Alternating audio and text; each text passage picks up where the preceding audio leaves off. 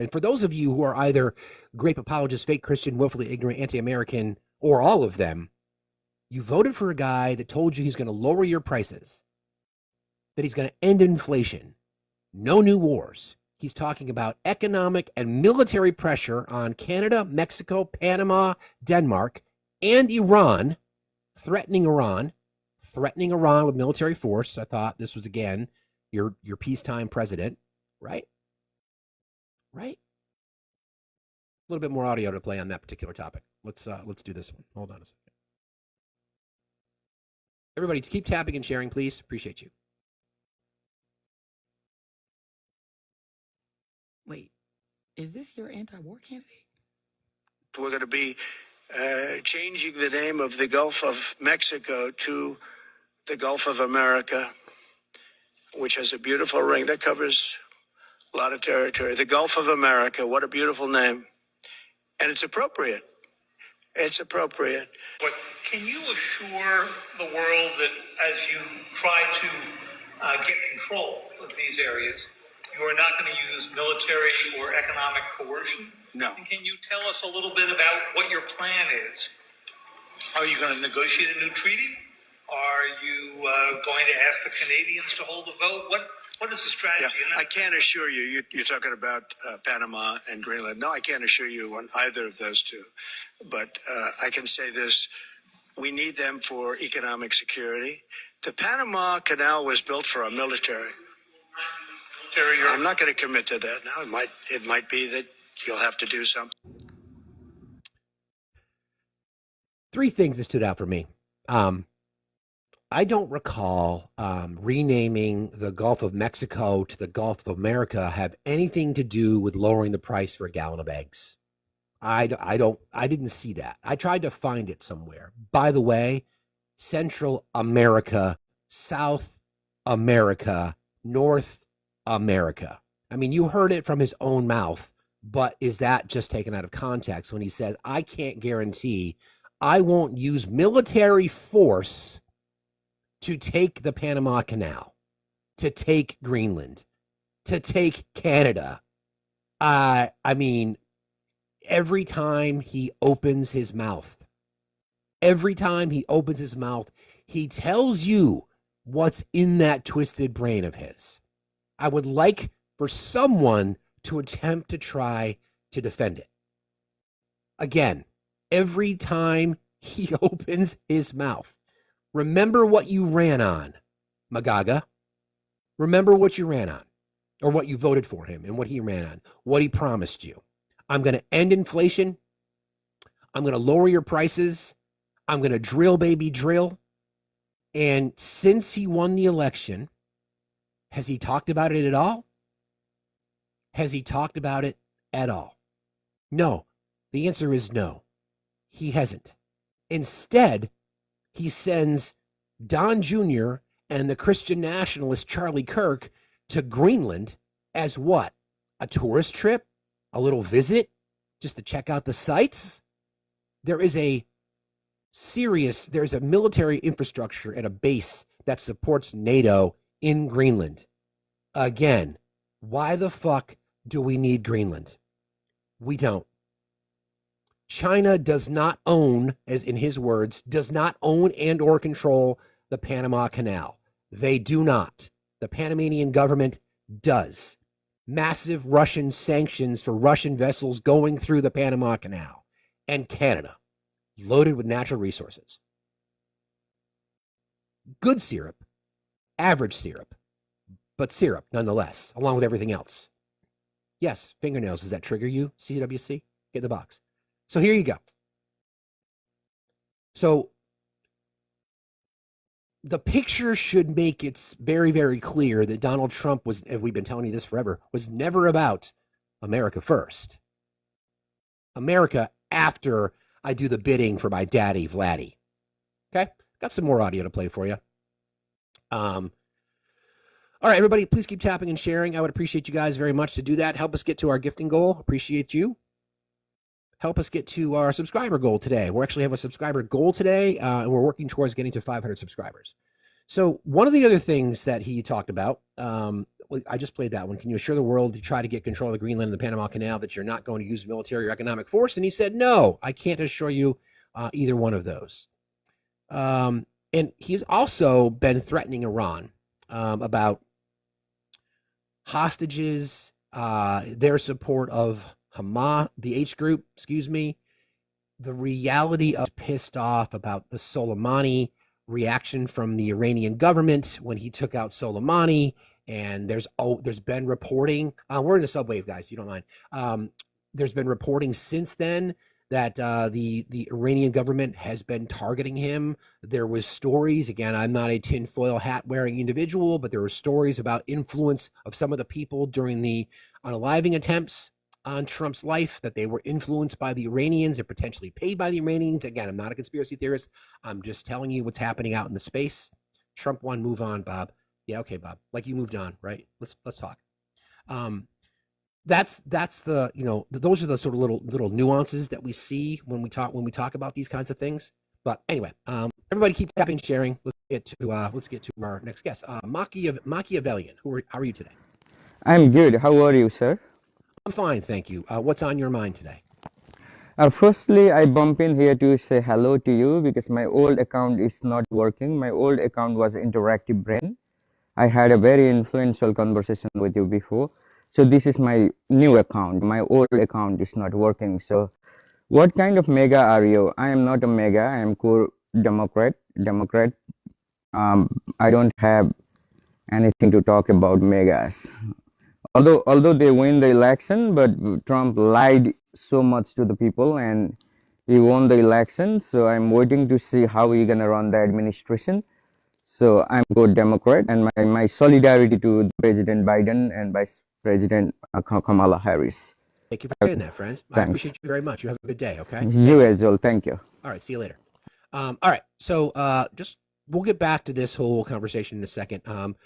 Friends, there's lots of you in the chat, MAGA. I would hate to have to bring up the MAGA men are scared, soft, and weak again. I might have to, but this is a game that we're playing. It's our new game show. It's called What Kind of MAGA Are You? Our first contestant of the day checked every single box. Host, can you say Trump grape so you can be sued too because it's a false claim? Okay. Krutz, can you come up, please, so we can talk about that? I'd appreciate that. I just sent you an invite, Krutz. So why don't you come on up? Or are you scared, soft, and weak like most MAGA men? I should most, not if not all. All right, well, I sent you the invitation. Okay, two things. We talked a little bit yesterday about House Bill HR 7. For those of you who weren't part of that conversation, in case you don't know, this bill was introduced by Andy Biggs and Clay Higgins. We all know Clay Higgins. It's titled, I forget, I have it someplace. Where is it? The title of the bill is Recognizing the Importance of Access to Comprehensive, High-Quality, Life-Affirming Medical Care for Women of All Ages. Sounds great, right? Until you start to read the summary. When you get to the specifics of the resolution, it kind of goes through, I'll just read you the first few lines. Recognizing the importance of access to comprehensive, high-quality, life-affirming medical care for women of all ages. Again, sounds great. And this is what they will tell you publicly, that they will tell you that Democrats will vote against this, okay? Number 2, whereas women of all ages should have access to comprehensive, convenient, compassionate, life-affirming, high-quality medical services. Again, sounds great. Whereas all women should feel empowered and equipped with the knowledge to listen to their body and advocate for their health. Again, sounds awesome. Whew. Whereas healthcare for women should emphasize the whole woman, including her physical, mental, and spiritual wellness. Fantastic. That's great. Whereas healthcare for women should also address the needs of men, families, and communities as they relate to women's healthcare. That's a problem. The summary: House Resolution 7 that will require women to get permission from their husband, father, or priest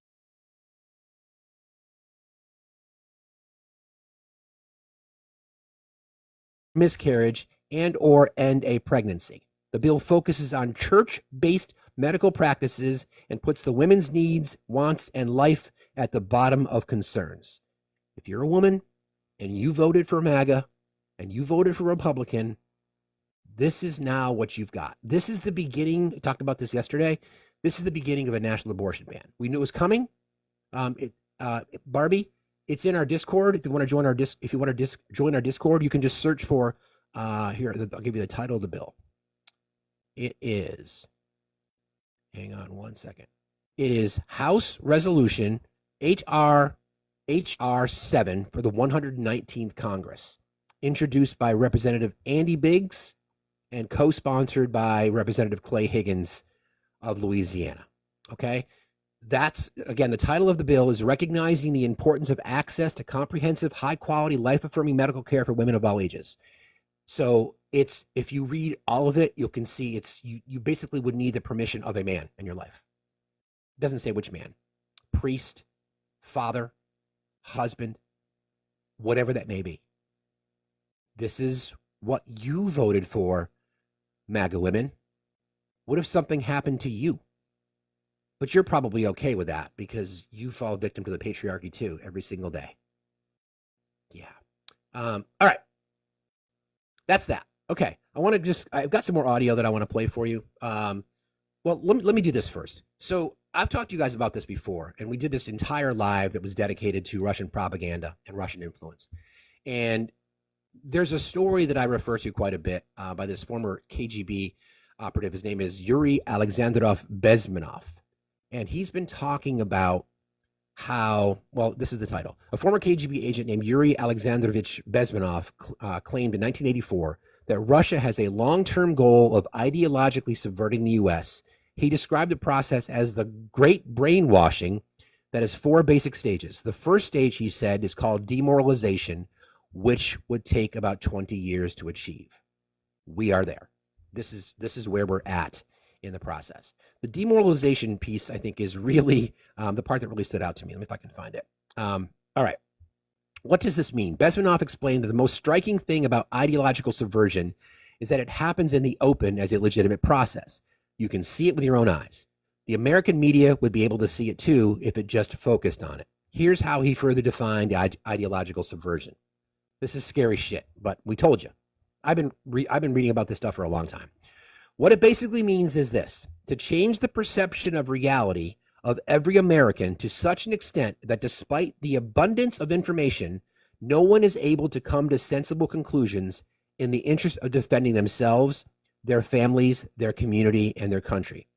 Bezmenov described this process as, quote, the great brainwashing that has 4 basic stages. The first is called demoralization, which takes from 15 to 20 years to implement. We're here. According to the former KGB agent, that is the minimum number of years it takes to re-educate one generation of students that is normally exposed to the ideology of its country. In other words, the time it takes to change what people are thinking. He used the examples of 1960s hippies coming to positions of power in the 1980s in the government and businesses. Bezmenov claimed this generation was already, quote, contaminated by Marxist-Leninist values. Of course, this claim that many baby boomers are somehow espousing KGB-tainted ideas is hard to believe, but Bezmenov's larger point addressed why people who have been gradually demoralized are unable to understand that this has happened to them. They are programmed to think and react to certain stimuli in a certain pattern, much like Pavlov's dog, right? You cannot change their mind. Listen to this. This is what we've been talking about for 8 years. You cannot change their mind even if you expose them to authentic information. Even if you prove that white is white and black is black, you can still not change the basic perception and the logic of their behavior. Demoralization is a process that is irreversible. Bezmenov actually thought back in 1984 that the process of demoralizing America was already completed. It would take another generation and another couple of decades to get the people to think differently and return to their patriotic American values, claimed the agent. In what is perhaps the most striking passage in the interview, this is how Bezmenov described the state of a demoralized person. Okay? Everybody, please keep tapping and sharing. This is scary. This is the reality. This is what we've been telling you. As I mentioned before, this is his quote, exposure to true information does not matter anymore. A person who is demoralized is unable to assess true information. The facts tell nothing to him. Even if I shower him with information, with authentic proof, with documents, with pictures, even if I take him by force to the Soviet Union and show him concentration camps, he will refuse to believe it until he receives a kick in his fan bottom. When a military boot crashes his balls, then he will understand, but not before. That's the tragedy of a situation of demoralization. So when we talk about how it doesn't matter how much information we provide to MAGA, it doesn't matter when confronted with the actual proof. Case in point, if you joined us yesterday, our friend Laney was on. Someone who is hardcore MAGA claimed that Donald Trump has done nothing against the LGBTQIA community. We literally took him through 12.5 examples, including things that he's just recently said. And all he said is, could you admit that you're wrong? He refused to do it. Refused. Would not do it. That is an example of demoralization. It took 20 years to get us here. And basically what he is saying, it's going to take us another 20 years to leave it. I don't mean to be, I'm sounding the alarm because I think it's necessary, but it's just the reality, right? We've had an entire generation of influence of Russian propaganda, of misinformation, of disinformation. We know that Russia has paid through Tenet Media a lot of right-wing voices to spread their message, right-wing news, the removal of the fairness doctrine. All these things have led us to this point. And now we're starting to see examples of how this influence is changing our country from the inside out. We'll get to more of that in just a second. Pokemon Art, how are you today? Good. How are you doing? I'm doing fine, thank you. What's on your mind? Nothing. I'm just kind of just sitting here. Got on here. I was just like, I wonder when people are just gonna stop the left and right stuff and just come together. Who did you vote for? None. Who? Nobody. You didn't vote? Nope. Okay. Goodbye.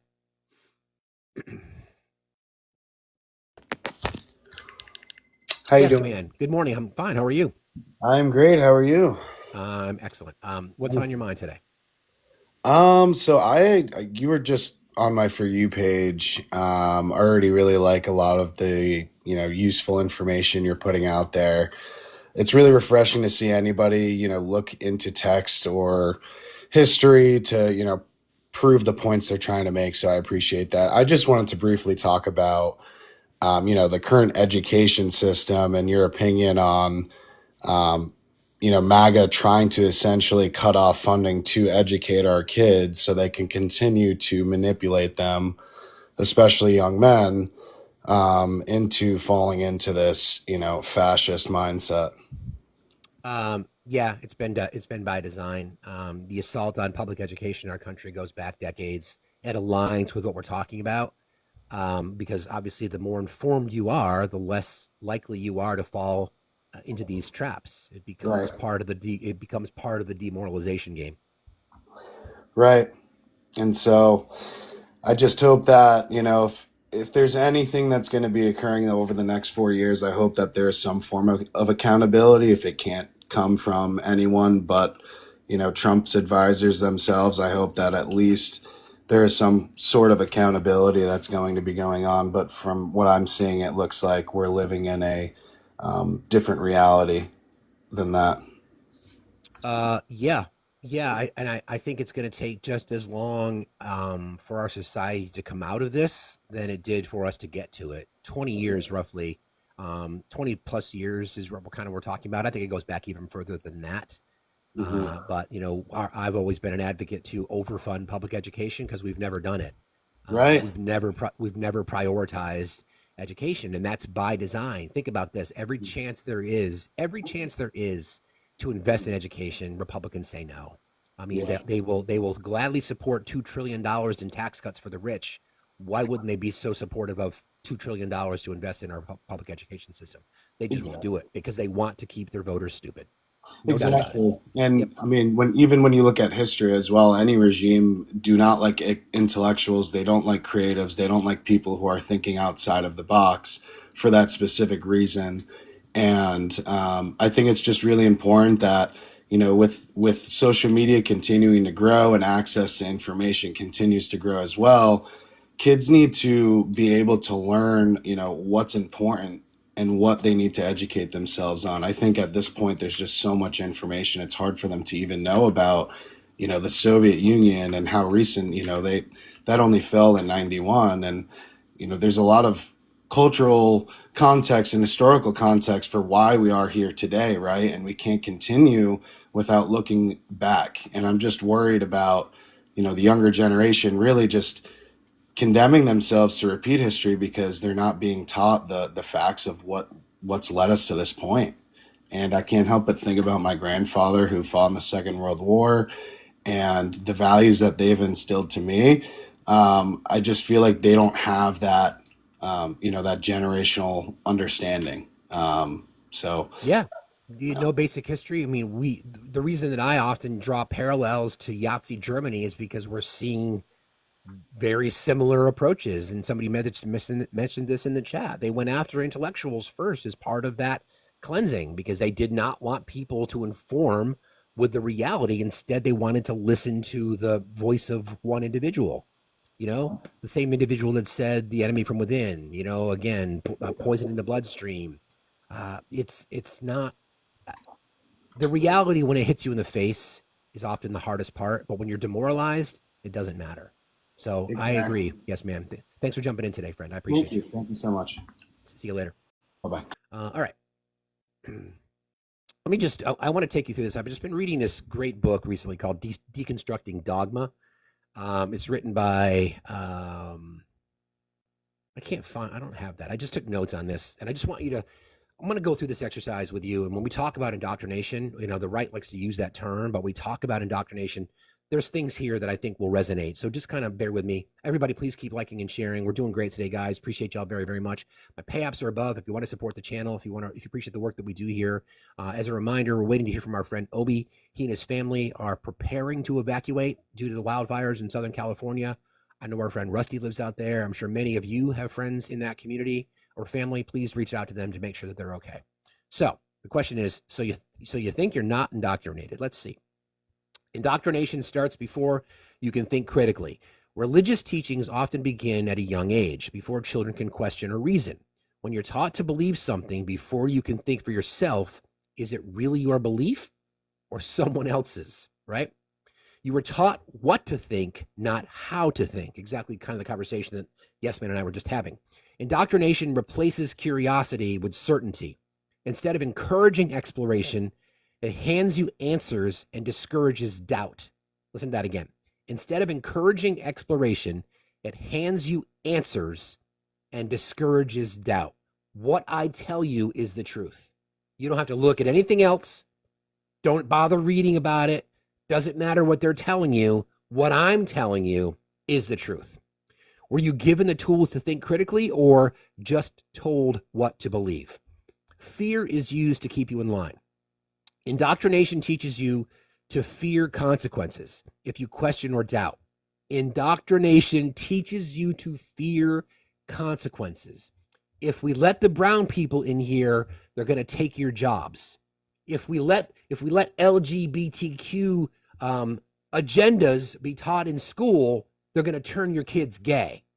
Consequences. They use fear and they use rhetoric to convince their voters that there's going to be a consequence. Hell, divine punishment, rejection, these fears are designed to keep you obedient. But ask yourself this: if a belief system relies on fear to keep you loyal, is it guiding you toward truth or controlling you through fear? I think we all know the answer to that. The question again, if a belief system relies on fear to keep you loyal, is it guiding you toward truth or controlling you through fear? You've been shielded from alternative ideas.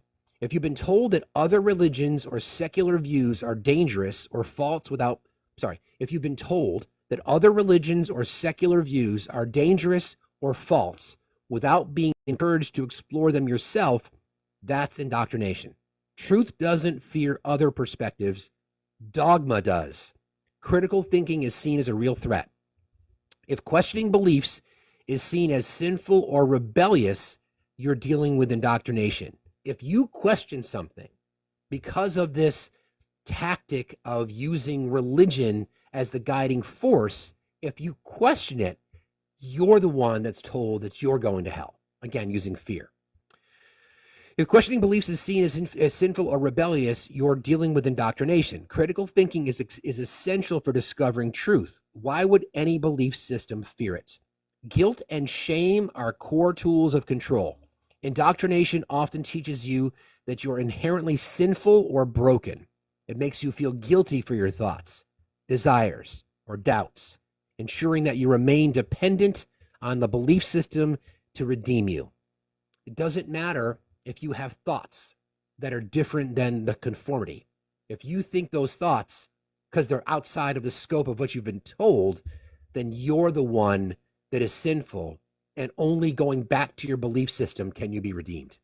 The book is entitled Deconstructing Dogma, okay? Are your beliefs truly yours? Indoctrination isn't about truth. It's about control. Freedom begins when you ask yourself this: do I believe this because I've questioned it or because I was told to? Again, do I believe this because I've questioned it or because I was told to? Truth doesn't fear scrutiny. If your beliefs are true, they'll stand up to questions. But if you've never questioned them, how can you be sure they're yours? Again, that is from the book Deconstructing Dogma. That's crazy shit. When you start to think about all these things that we've experienced over the years, whether it be in this live space or other live spaces, you know, the demoralization piece that I took you through that the KGB has been planning and plotting for decades, worked. Russian misinformation, propaganda, disinformation, going after white men in particular, telling them that they're the victims. They lit the match, right? Fear rhetoric. And then when you start talking about the indoctrination side, the church, right? Messages from the church, you can pray it away, right? Doesn't matter that Donald Trump has done all these despicable things. He's got our best interest in mind. We're all broken. We're all sinners because they told you that everyone else is to fear. That is the scary shit. All right, let's bring up a couple of guests. Everybody, please, the book is Deconstructing Dogma. That's why you left home as soon as you could. You couldn't agree with your parents' beliefs. Yeah, I agree. Firearm control, again, pushing back against the government. Too much tennis. Looks like you might have timed out, friend.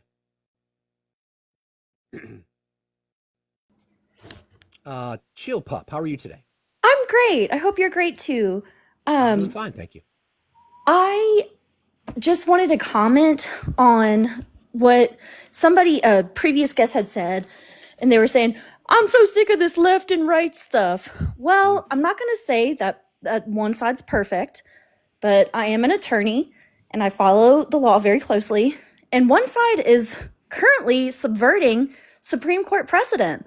That's a really big deal. Stare decisis is the foundation of our legal system. So the fact that, oh, well, both sides are bad, well, one of them is trying to destroy the foundation of our nation. So I don't want to hear it. And that's all I wanted to say. I appreciate you saying that, friend. That's a good perspective. Thank you for jumping in today. I appreciate you very much. Thank you. Bye. Bye. He's right. Right? She's right. Pebbles, how are you today? I'm great. How are you? I'm doing fine, thank you. What's on your mind? Just a quick question. I'm on the left, but over the last year or so, I've been really looking into a lot of the MAGA positions because, my God, I can't stand Trump. I have to say something just even to that attorney that was just on here. She said they're trying to subvert the whole foundation of the legal system. Uh-huh.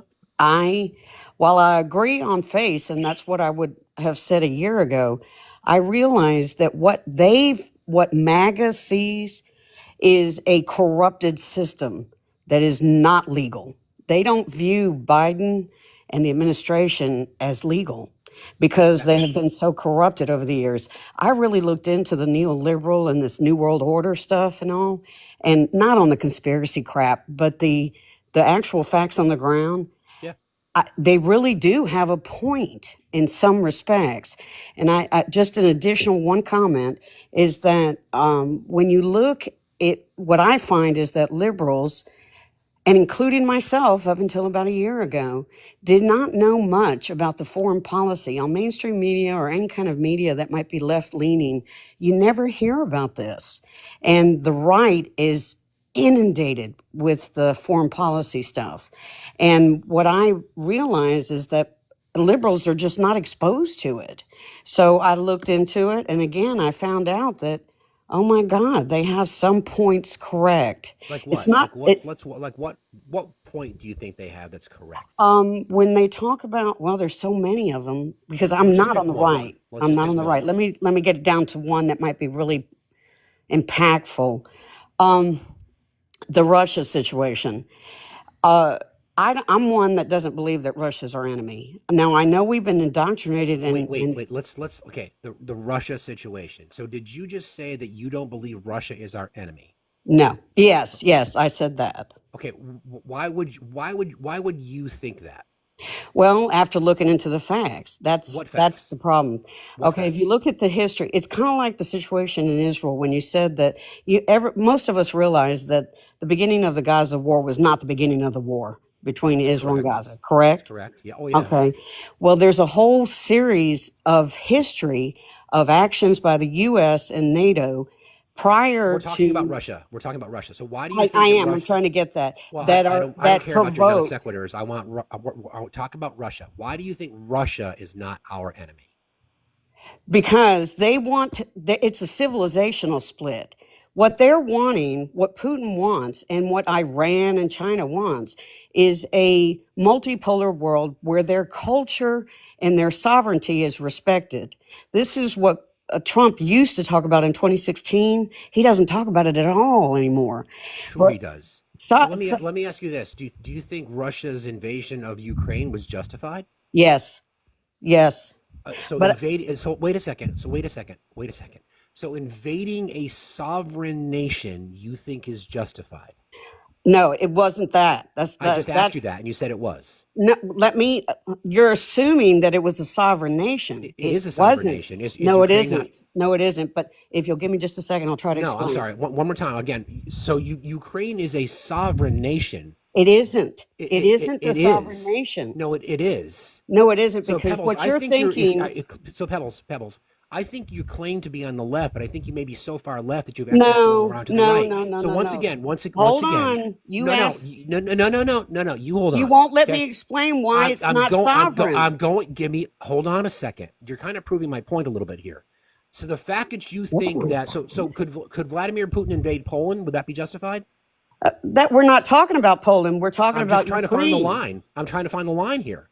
Could he invade if you will Estonia? will you allow me to say just two things real quick so that you can, Could he then you invade, can, what, could he hold invade on, Estonia? guy, you're acting dogmatically yourself. Could he invade Estonia? Would that be justified? Oh my God. Look, there was a lot of provocations done by the US and NATO Russian that forced propaganda, Russia, Pebbles. You are spewing Russia. Russian propaganda. You are literally Oh spewing my Russian. God. No, you are, I'm not. Yes, you are. We I can tell you don't get why. Russian I propaganda. can tell you why. Yes, See, we do. you're not letting me. This is what the Pebbles. liberals are doing. So you're not a liberal. Liberals are doing. So you I are used MAGA. to be just like you, So you and are now I MAGA. realize that they have a point Would you like to here. try to learn something, Pebbles? Sovereignty is not Would you just like to a try? physical Would you like border. to try to learn something? Would you like to try to learn I something? did learn something. It's you that needs to No, learn you something. didn't. You didn't. You didn't. Yes, I did. So Russian propaganda. Russian propaganda. So do you know? Oh my God, Russian do you know- propaganda is not here, sir. It's not. Okay. What we're hearing is Can you US stop talking for propaganda. 1 second? Can you stop talking for 1 second? Just listen. Only if you ask- allow me to answer afterwards and stop Yes, trying to I'm- push the conversation in your realm. Listen, I was please. trying to inform. I'm asking you to listen, okay? Russian propaganda has been studied Oh for my God. decades. I'm trying to explain. Are you going to let me talk or not? You're not going to Thank let you. me talk. Yes, I will in a second. Russian Go ahead. propaganda, Russian propaganda has been a plan for decades. There is a professor, his name is Dr. Timothy Snyder. He's the world-renowned expert on Russian propaganda. He talks about this all the time. An example that we just gave is the claim that NATO expansion is something that was antagonistic and that Russia had the opportunity to defend itself. That is not the case. Vladimir Putin himself has accepted NATO expansion doctrines. This is an example that there are Yahtzees in Ukraine. There's Yahtzees in America. This is another example. You have fallen into the trap. No, Yes, you have. You have fallen into the trap sir, thinking you're that not being fair. I listened to Pebbles, you. you're the one that's literally sat up See what here I and mean? said, You guys won't listen to the other side. no, Pebbles, it's not about listening to the other side. Yes, It's it about, is. no, You we have can't to have, be fair. If you will let Pebbles, me explain what I you're not mean listening. by I have to mute you. You're not listening. I'm willing to have a conversation with you, but you've got to understand we have to root a conversation in fact. Okay? You cannot sit up here and say that Vladimir Putin invading a sovereign nation is justified. You can't, we have to be able to root a conversation in fact. And you're just not willing to do it. I'm trying to provide you a basic understanding of history and all the things that have been happening. And you're sitting up here justifying Russian propaganda and justifying Vladimir Putin's invasion of Russia. I can't believe you said that. I'm not surprised because you have fallen victim to Russian propaganda, and now you're saying it doesn't exist here. It's crazy. So explain that to me. I can give you the actual evidence of the person who's talking. I can give you the this. evidence of What something evidence? different. Like You what? won't listen. What evidence? Oh my God. Give me, What please evidence? don't interrupt me, please. What is, I want evidence. 2014, Obama helped overthrow Poroshenko. Oh my God. He You're did. done. Oh my God. That's just, are you fucking kidding me? Literally come in here. That is just.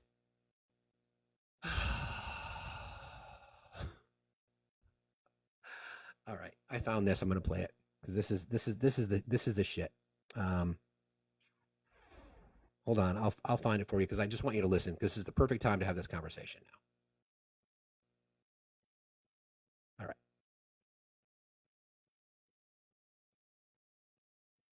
Us have in fact Putin wing of the. Okay, this is from a while back, but I think it's important. Listen to this. Johnson. The House is set to vote tomorrow on that critical Ukraine aid that has been stalled for. This is from about a year ago. This was this gentleman that I was talking about. Okay, this is the Tim Snyder that I was talking about, and I want you to listen to this. And this is literally, I'm glad I found this. This is literally talking about exactly what it was that she was referring to. Okay. Months by what Liz Cheney calls the Putin wing of the Republican Party. Our next guest, Yale history professor Timothy Snyder, testified about that on Wednesday in the House Oversight Committee. If we follow Chinese propaganda about the ongoing Ukraine war, we notice a certain pattern, which is that the political warfare themes, which, as colleagues have quite rightly said, are meant to pass through us, have in fact done so. First, Ukrainians are Nazis, a Russian theme picked up by China, echoed on the House floor. Second, it's all about NATO enlargement, a Russian theme picked up by China. Third, Ukraine is corrupt, a Russian theme picked up by China, echoed on the House floor, echoed in the Senate by Senator Vance.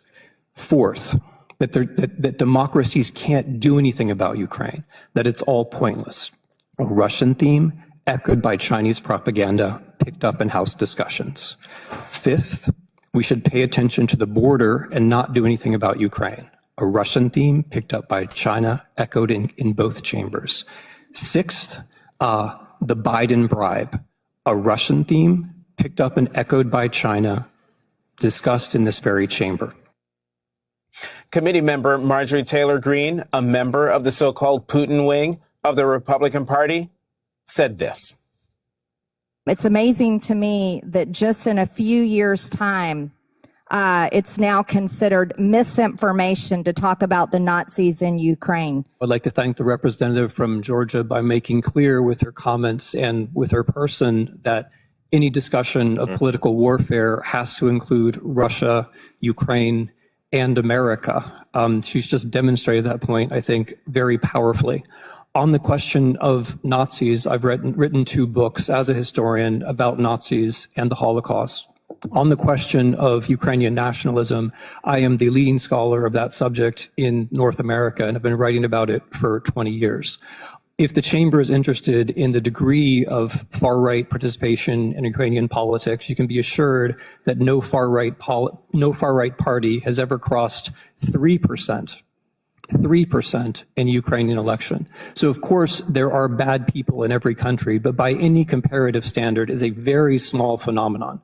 In Russia, on the other hand, the army includes openly Nazi formations such as Rushich. The government itself is fascist in character, and it is carrying out a war which includes deportation of children by the tens of thousands, the open intention of destroying a state, as well as mass torture. So if we're looking for fascism, and if there is anyone who is sincerely concerned about halting fascism or racism, you would wish to halt Russia. Thank you for proving the point, Tim Snyder. The reality of what we just witnessed was someone saying that Russian propaganda has not made its way to the U.S. is just disturbing. I hope you got to hear that, Pebbles. Apparently, there's some breaking news that because Donald Trump is due to be sentenced on Friday, he's asking the Supreme Court to block the sentencing in the hush money case. He is asking the Supreme Court to halt his New York State hush money sentencing that's scheduled for Friday. Prosecutors have until 10 a.m. tomorrow to respond to the emergency filing so we could learn after the state responds whether the high court will block Trump's sentencing. This court should enter an immediate stay of further proceedings in the New York trial court to prevent grave injustices and harm to the institution of the presidency and to the operations of the federal government. Whatever. Fucking stupid shit. My God. Okay. I see you guys. I'll get to you in just a second. Crazy. Everybody keep tapping and sharing. Trump's such a baby. Can't face justice. TJ, how are you today? Hey, how's it going, man? I really love your show. And I was just scrolling through it. I saw that foreign policy discussion. And I guess my question, I'm kind of on the middle of a lot of this stuff is, I mean, I'm 50 years old, and all I've seen throughout my life from both parties is constant interventionism. I mean, we've seen intervention in Southeast Asia, all throughout the Middle East. Now we're turning Russia into the big bad guy. Do you really think that this is in Americans' interest, or do you think turning Russia into the big bad guy? Well, it seems like so much of American politics has been focused on, you know, what some call, I think, are you familiar with Ron Paul and some of his views? Yeah, I sure am. Yeah, focusing on creating. Do you think Russia's invasion of Ukraine was justified? No, I do not. But I don't know if America should be involved in this. Why can't America be more like a Switzerland or a Japan in some of these issues? How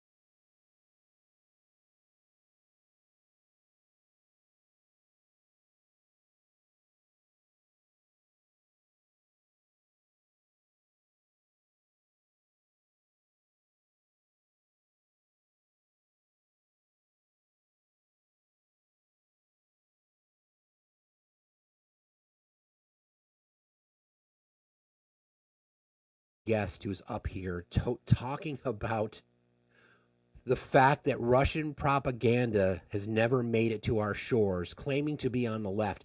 I knew my spider sense was going off immediately.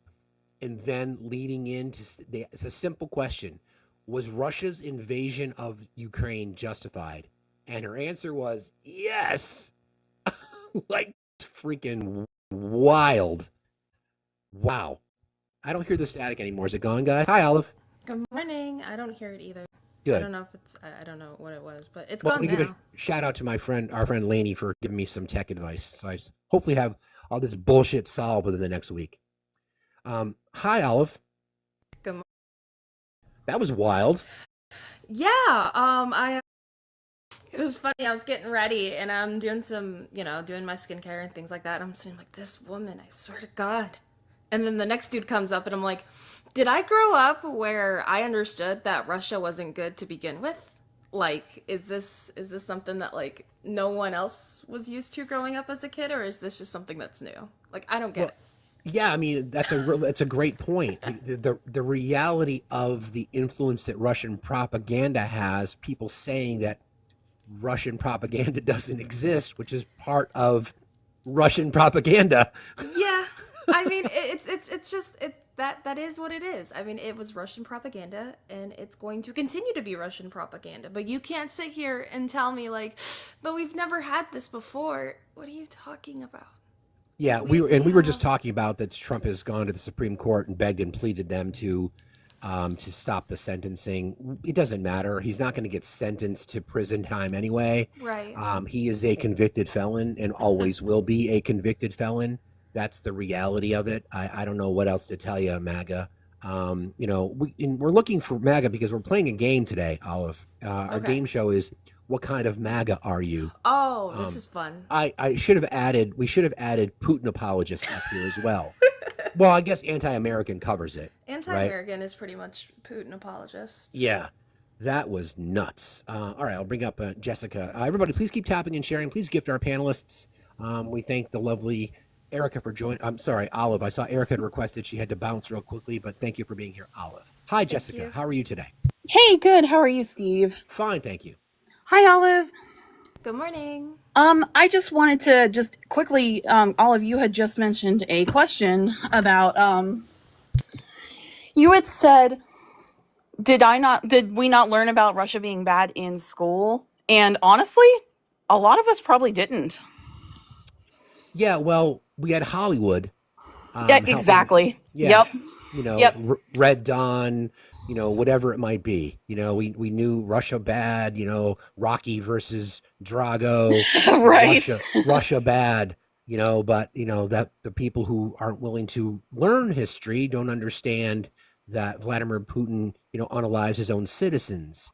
You can't be gay and be in Russia. Journalists just disappear.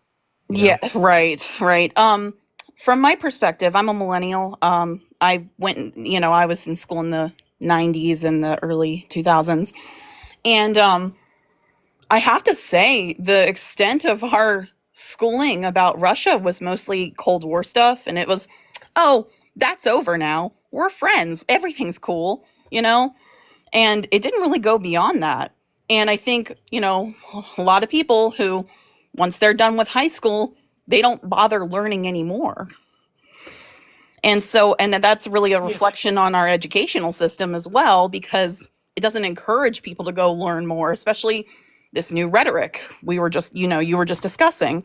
So that's just all I wanted to say, because it really kind of got me thinking, like, you know what? No, everything I've learned has been on my own after schooling. So yeah, that's all I wanted to say. I appreciate that, Jessica. Thank you very, very much. Thanks for being here. All right. Thank you. Bye. For those of you who are just joining us, this is my backup. Please consider following me here. I'll probably win the appeal. I'm sure if I check in a few minutes, I will, because again, this is the circumstance. This is what happens when you get, 2,000, 2,500 people in your lives sometimes, and you're taking people through the reality of the situation. And then because MAGA are scared, soft, and weak, they will argue. So I saw a lot of people in the chat saying that I didn't let her talk. I don't let people spread misinformation.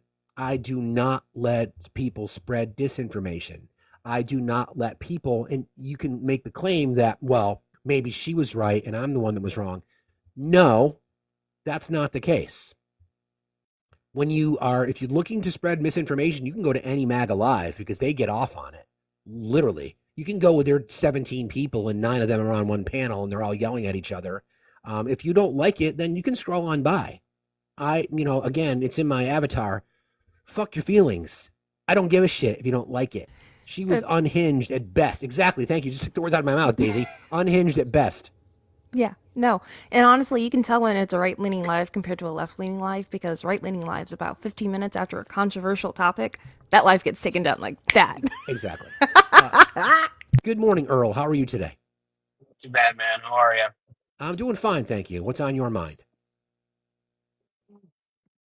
H-1B visas. What are we talking about that? You kept cutting out there, Earl. I didn't hear you. H-1B visas. How about we talk about that? Okay, what do you want to talk about? Not a huge fan of them. Don't like them. They're being abused. We shouldn't let anyone else in. Okay, well, you voted for people who now support that. Actually, no, I did not. That's why I actually objected from voting for Trump this time. Because I knew that he was a shill for both Israel and non-Americans. Okay. So who did you end up voting for? Nick Fuentes. Oh my God, you're the worst kind of people. Okay, you can just leave. That PFP said it all. Yeah, I should have saw that coming. Wow. Yeah, you voted for the predator. That's good to know. Hi, Val. Don't feel bad. I didn't see that coming either. That was not the response I was expecting. Somebody called my mom. I don't feel safe. My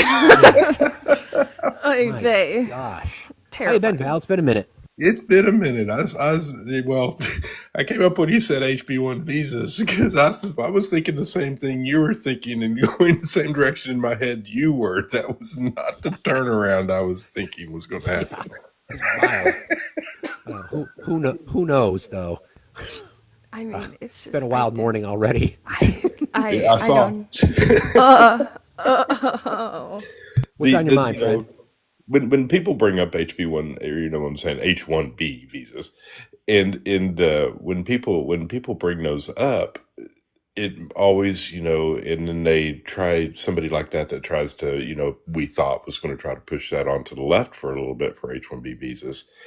People need to understand we allow 65,000 H1B visas a year, and then an additional 20,000 for college graduates that qualified to have H-1B visas moved to if they go to the workforce out of college.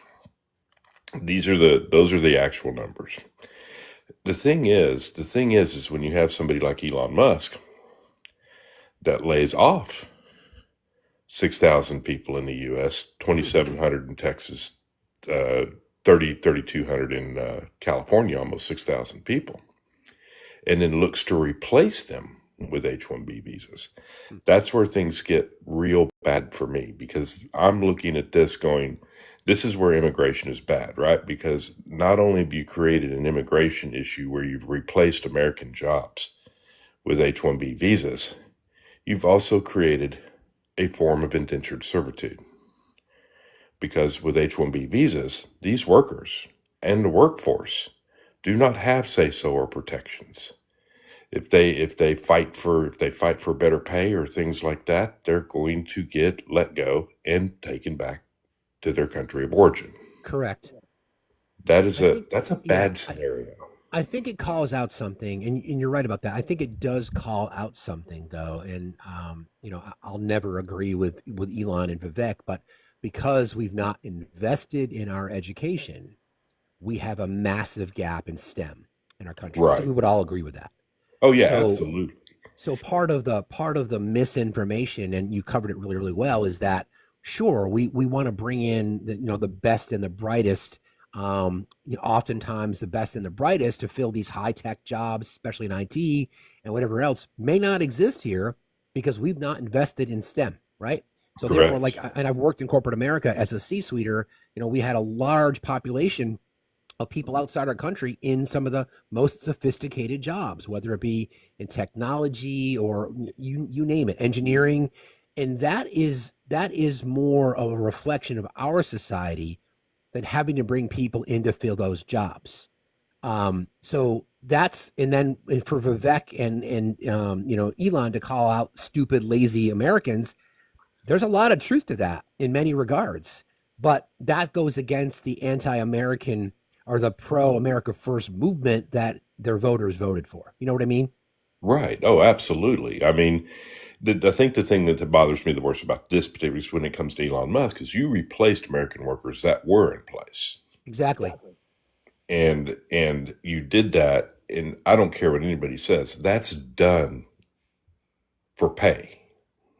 Because the H-1B visa workers are going to come in for less pay than those American workers that were already in place. River, I just want to address something you said. There are IT graduates here that are qualified. Yes, I'm not saying that there aren't. There just aren't enough, and that's the issue. And even then, like programs like STEM or STEAM or whatever it's called now, it's not really heavily, nourished. It's not really taken care of, especially in our school systems, because they don't really believe in STEAM type of ideologies, which goes in towards the IT. It's science, technology. I think it's engineering. I don't know what the A stands for anymore, but arts maybe, and then mathematics. Dig Dug, the question you asked me is, why is it okay to claim it's all men but wrong to claim it's all black people? It's because it is all men and it's not all black people. Thank you for playing. Sorry, Val, go ahead. Thanks, guys. Thank you, guys. Well, I wasn't sure exactly, because I've only called it STEM, and then people are like, well, now it's been STEAM, and I'm like, when did they change it to STEAM again? I remember it was STEAM, and then it went to STEM, and then now it's back to STEAM. I mean, also, Travis, if you're that mad, come up in a box and have a conversation with me again. I know you're just jealous. But sorry, Olive, go ahead. You're fine. No, it's just an idiot in the comments. You're fine. Val brings up just a really good point, is that it's just another attempt to use cheap labor.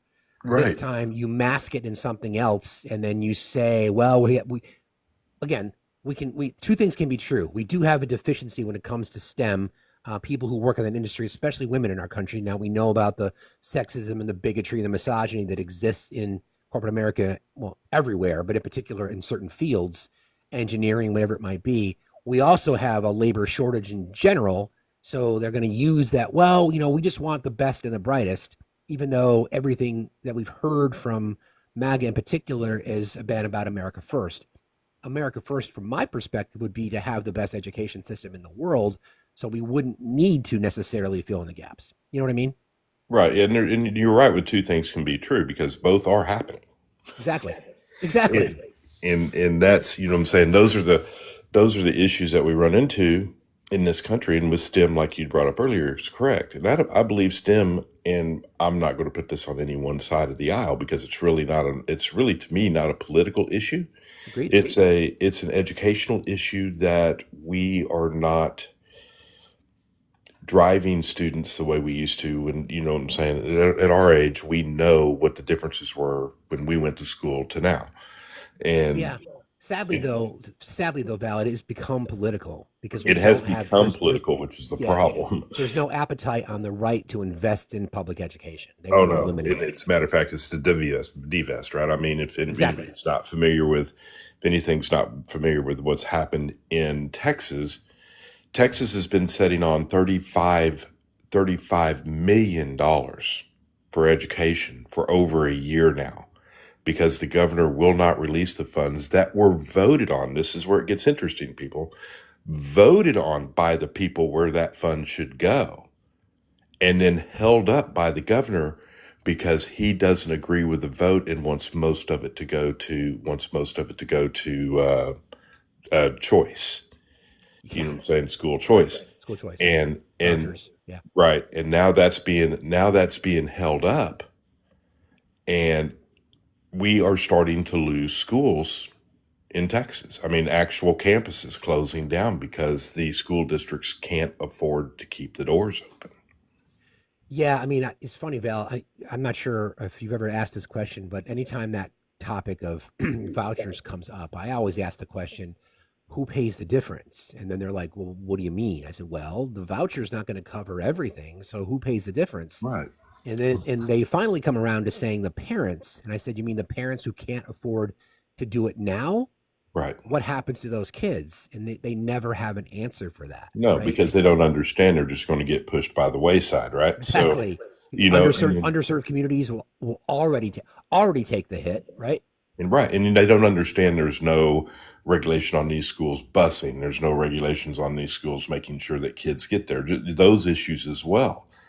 But there's, I thought the Texas, which is a Republican, by the way, Texas senator in Texas, I thought he put it perfectly when he went in front of the state house and he said, we are not voting for this program, even as Republicans in this state.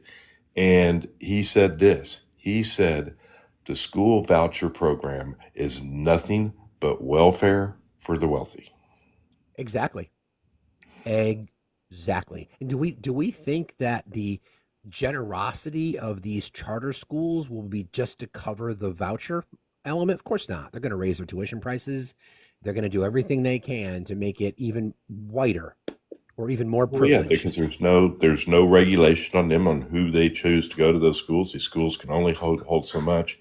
I mean, I won't even get into the religion aspect of the whole, you know what I'm saying, of the whole situation, because most charter schools are parochial. So these are, you know what I'm saying, these are the, all the problems that would need to be addressed in a system like that. And until those problems are addressed, I don't think it's an option. I agree. Always good to talk to you, Val. Thanks for jumping. Good to talk to you too, buddy. Appreciate you, Val. See you later. Bye, Olive. Wee. All right. Are we bringing that back again? Yeah, I'm going to try. I'm going to bring Jess up for a second, if you guys wouldn't mind doing a quick mod announcement. No need to subscribe on this channel, y'all, just because this is my backup. So I appreciate your support. You can tap like crazy and like crazy. And in case you do not know Jess, I did a video that I stitched her. I mean, both of my amazing panelists here are badass, but I'm going to give you the exceptional badass category today, Jess. You know exactly what I mean by that. I'll be right back.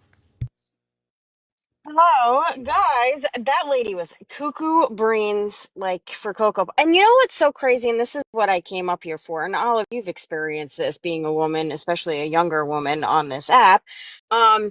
We can go in lives and debate them. And there's a video for anybody who doesn't know. It's on Steve's profile. It's also on my profile. It's the first non-pinned video. We can go into these lives, and these men can say whatever they want to us, about us, and they don't get taken down. But as soon as somebody else is spreading false Russian propaganda, the video gets immediately taken down. Oh, well, yeah. I mean, it's always been that way. It's no different than someone came up and told me to go unalive myself, and then about 2 minutes later, I lose my account for misinformation. Yeah, they're literally like make it make sense. mass reporting my video. They don't want my video up, which is fine. I keep winning the appeal, but they're mass reporting it. So it's just crazy that I was gonna come up here and say that, and then this Doug guy, whatever the hell his name is. Oh, he's up here. Okay. There you go. Steve, do you mind if I speak to him for a minute? Go for it. So, Dig, I just want to make several points to you. So, do you know who in this country does the most mass unalivings, and what race is mostly serial unalivers in this country? I'm not sure does this have something to do with a It has comment? to do with what you said. So you could just answer. Well, let's talk about what I said. Okay, I am talking about what you said, but I'm trying to lead you to a point. You're baiting. I am. I'm leading you to the just point. admitted you are. Maybe answer the That's question. exactly what you're doing. Okay, go ask your question. What race in this country commits the most crime per capita? Humans. Race. Human is the race. Not the human. So you don't want to answer the question. Are you scared, soft, and weak too? What are you talking about? Okay, I'm gonna guess it's men. It's white people in general. Okay. So right, can I ask a question since you asked a question? Wait a second. Wait a second for what? How does this work? Because your claim is all you're saying. Why is it's all? Well, you just had wrong. your turn to ask a question. Bro, this is what I mean. It's you like haven't answered, Dig. I did answer. Men. No.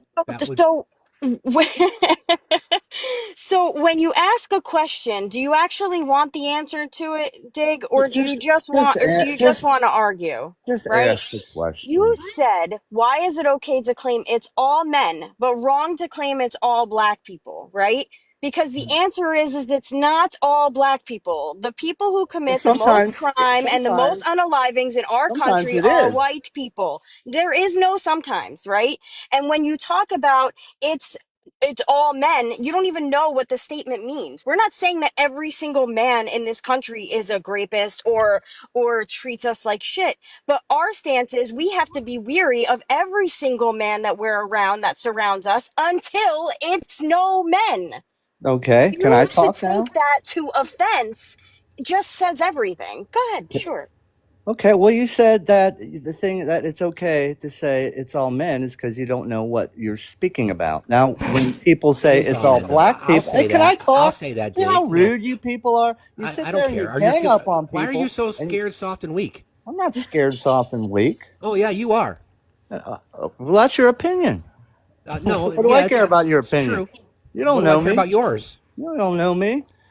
You don't No, I know do. when the statement it's all black people, you don't know what the context of that is. It might absolutely be a true We know statement. what the context of We know that No, what you is. We're you not don't know stupid. that. That's a We know lie. what the That's a content lie. You're is. It's lying. pretty It's your You easy to are racism. tell. lying. You have It's no It's your idea racism. what the context well, is and until also, it's Dig, told. when you're having a conversation talking about which people You unalive don't the know. You don't most, know. You yeah, don't. hold You on. Hold don't When on a you know. second, You're guys. Hey, guys, hang lying. on a second. You Hey, are Dig, lying. You do Dig. not I'd like. know. Hey, Dig. You I'd just like said to. you don't know when you use Hey, it in the hey, context of Dig. it's all Hey, men, Dig. Hey, but Dig. you Hey, all you Dig. know when Hey, it's all Dig. black. Got Shh. it. You people are crazy. You Let's I start do believe I the again. do stuff you're Hey, some to Dig. saying? them. Hey, Dig. Let's start again. Okay, let's try to level set the conversation. What'd you have for breakfast today? I know what you're gonna Nobody do. You're gives Nobody a gonna fucking fuck. cares. I swear I do something to them. I don't know what it is. they're I on do spiral something. territory. They think they got something, and then you totally squash what they have, and then they just spiral like a top. That's all they do. It's been such a big thing recently where they just spiral out, spiral out, spiral, like they don't stop. So Yeah. I mean, again, it is all men until it's no men. It is not all black people. And we know that. We know your stance on that, Dig, is because you're a racist bigot. So Exactly. let's be real. You But just literally want an excuse to say something racist, and that's not a good excuse. You are wrong. Absolutely 100%. And just real quick, I'm gonna leave. Thank you for that comment, Gen X. Um, when I say the most people that commit crime is per capita, which means the percentage, they factor the percentage in already. Per capita means that they factor the fact that we are a higher majority. They already factor those numbers in. So per capita already means that. So when your argument back is, oh well, we're a higher percentage, it's dumb. It's not relative to what I'm saying. I'm saying per yes, capita. exactly. That's whatever. That's just So they're just mouth breathing gomers. real quick before I leave, guys, there's 563 people in here. I know this is Steve's backup, but the more that we tap, we'll get on the For You page. I would really like Steve's backup to get as many viewers as his regular. So if you guys can tap, we're also still streaming live on YouTube. I'm not sure if Benny switched it over. I might have to message him. He might just have to reopen it. I will double check. But we are still on YouTube. If you guys can subscribe and share over there, that would be great. Send like a little heart, because if TikTok does happen to leave, that is where we are going to have majority of our stuff going on. That's where Sure. you'll be able to find us. So that is mucho important. So if you guys can tap the screen and share the live, that would be fantastic. I really appreciate, and I love both of you. Thank you for letting me on. We love you more. You bye, have a good day. See you Jess. later. Say we. Damn it, she missed it. Say we. Say we. All right. So again, just to follow the breaking news that Trump's asked the Supreme Court to step in. I can't imagine the Supreme Court is going to take this. This is a state case. This is just the desperation that they have. I wanted to read this Truth Social post because I think it's appropriate now, specifically as he just continues to cry. So let's do it this way. So, MAGA men, because you guys are scared, soft, and weak, you'll appreciate this. There has never been a president who was so evilly and illegally mistreated as I.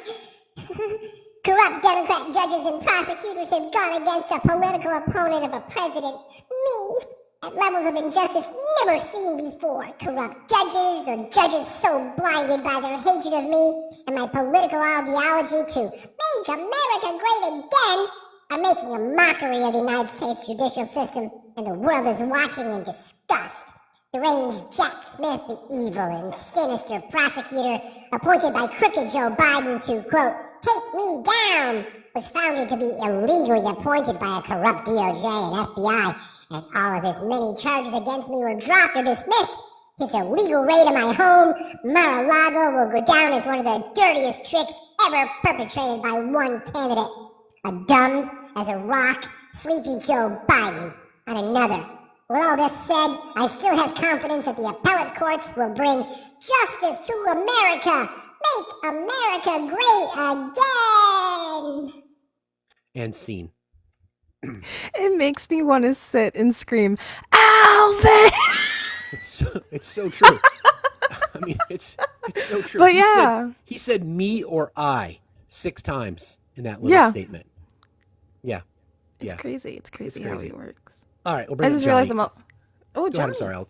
No, you're fine. And it's just this Travis person is still chilling in the comments and so upset. Now stating the fact that my loving boyfriend, Manny, puts a bag over my head. Oh, that's Travis, nice. come up and say it with your full chest. Wow. Johnny, how are you today? Good morning. I'm doing well. How are you, Steve? Doing fine, thank you. What's on your mind? Awesome. Good morning, also, Olive. And I'm Good sorry morning. that Travis stalks you're you fine. in every single live because it's really annoying. He's He definitely made obsessed with 3 you. separate accounts all about me. 3 accounts. Yeah, he's for 3. sure obsessed. He's for sure obsessed. Absolutely. She has a Obsessed, man. Love, Just jealous, Travis. all those things. Yep. Clearly. Okay, so Steve, what I wanted to ask you about this morning, or kind of just bring up, is how do you? Okay, so Trump's MO is consistently to distract, right? He's talking about the Gulf of America. He's talking about making Canada 51st state. All of it is a distraction. It's all bullshit. Correct. And I feel like this same thing happened his last term, where he creates these, he goes up, he does these insane press conferences that are just him on a dementia spiral for an hour or an hour and a half or whatever. Correct. Says crazy shit the entire time. And it's what the media should be talking about is prices are still quote unquote too high for everyone, right? Why can't we talk about, and when I say we, I just mean in the media, why do we consistently get distracted by these things that he says instead of actually focusing on the fact that he's going to break every single promise he made in his campaign? Okay, there's no Ukraine peace deal. He said that was going to happen within 24 hours of being elected. Inflation is still exactly where it was. I mean, we know it's not crazy, but it's he makes all these promises, gets people riled up, gets his base to vote for him.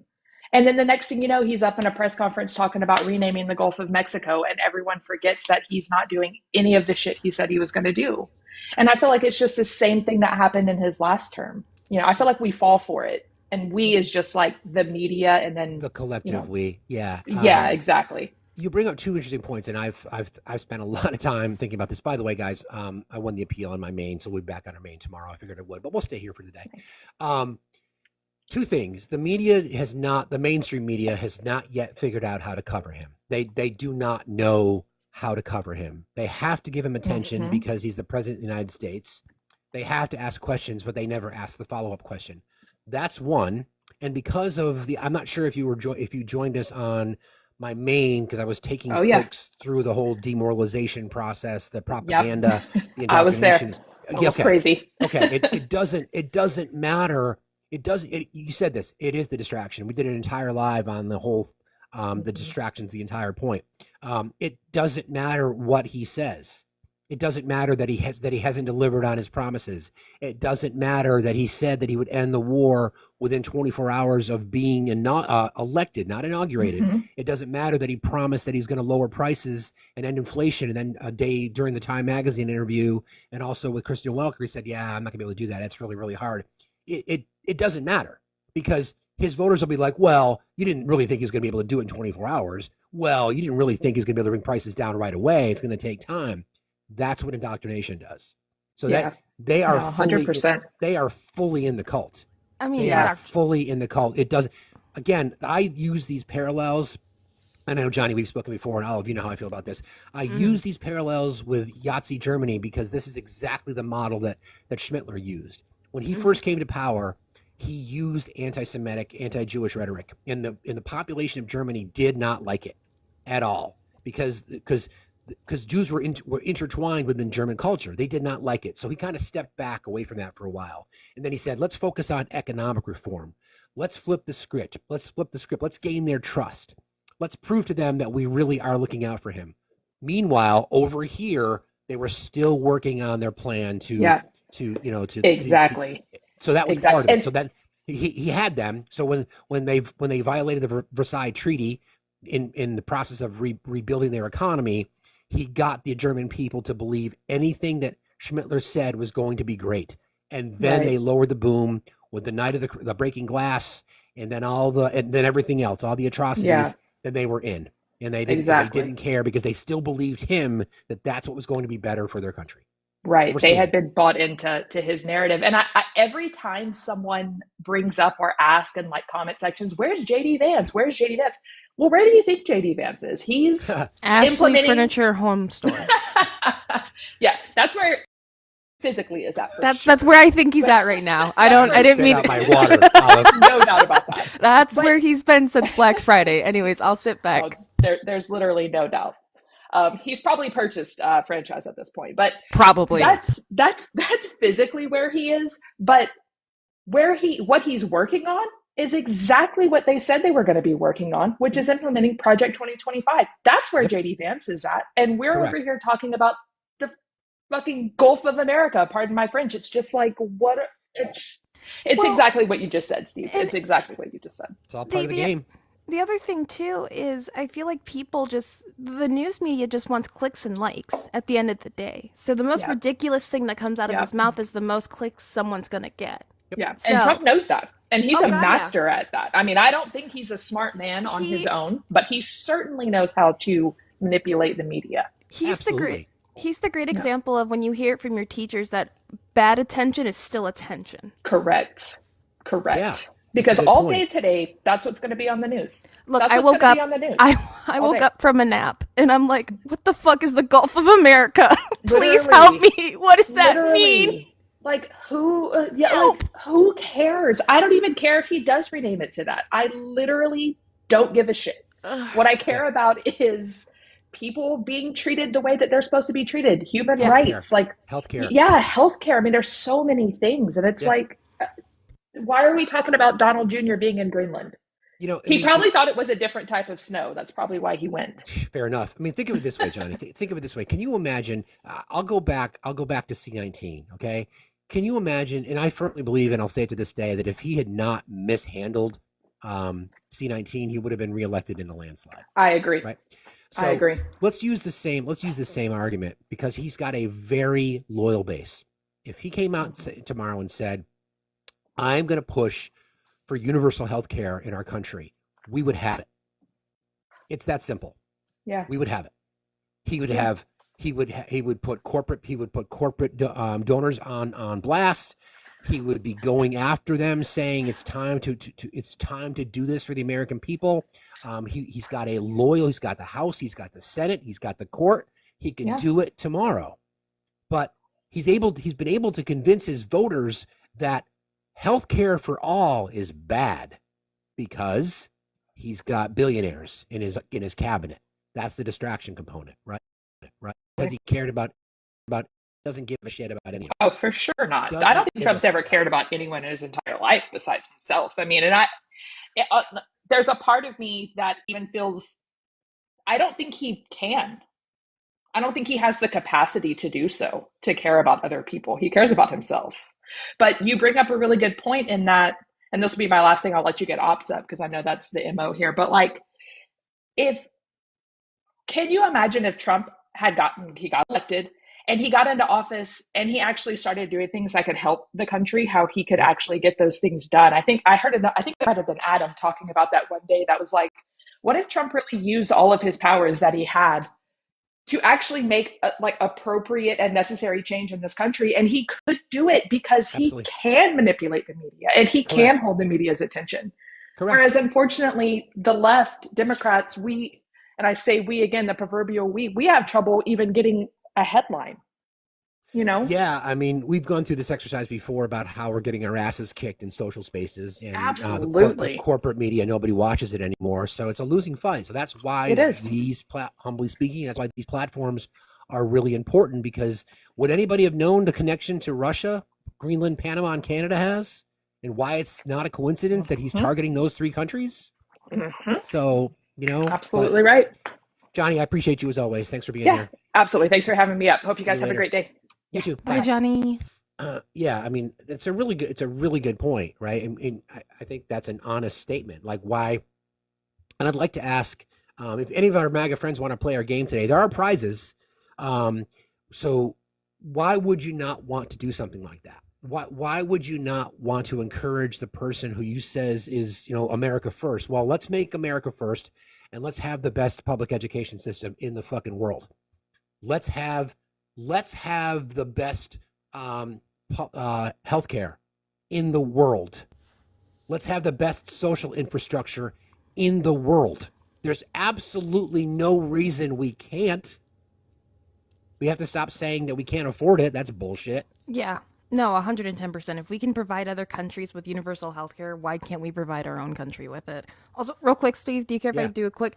I am close to 10K, guys. I have been on this app for so long. If y'all could just follow me if you're not following me and just get me to 10K, that will make my Wednesday. Everybody do it. Just quickly. Just real quick. Do it. All right. So I want to go back to something else we were talking about earlier. This is again from this book, Deconstructing Dogma. I talked about the indoctrination side in our first live when we had, at one point 2,300 people, and then we got clapped because Russian propaganda apparently that does not exist in America, even though the person who was saying it doesn't exist was spewing it while claiming it doesn't exist.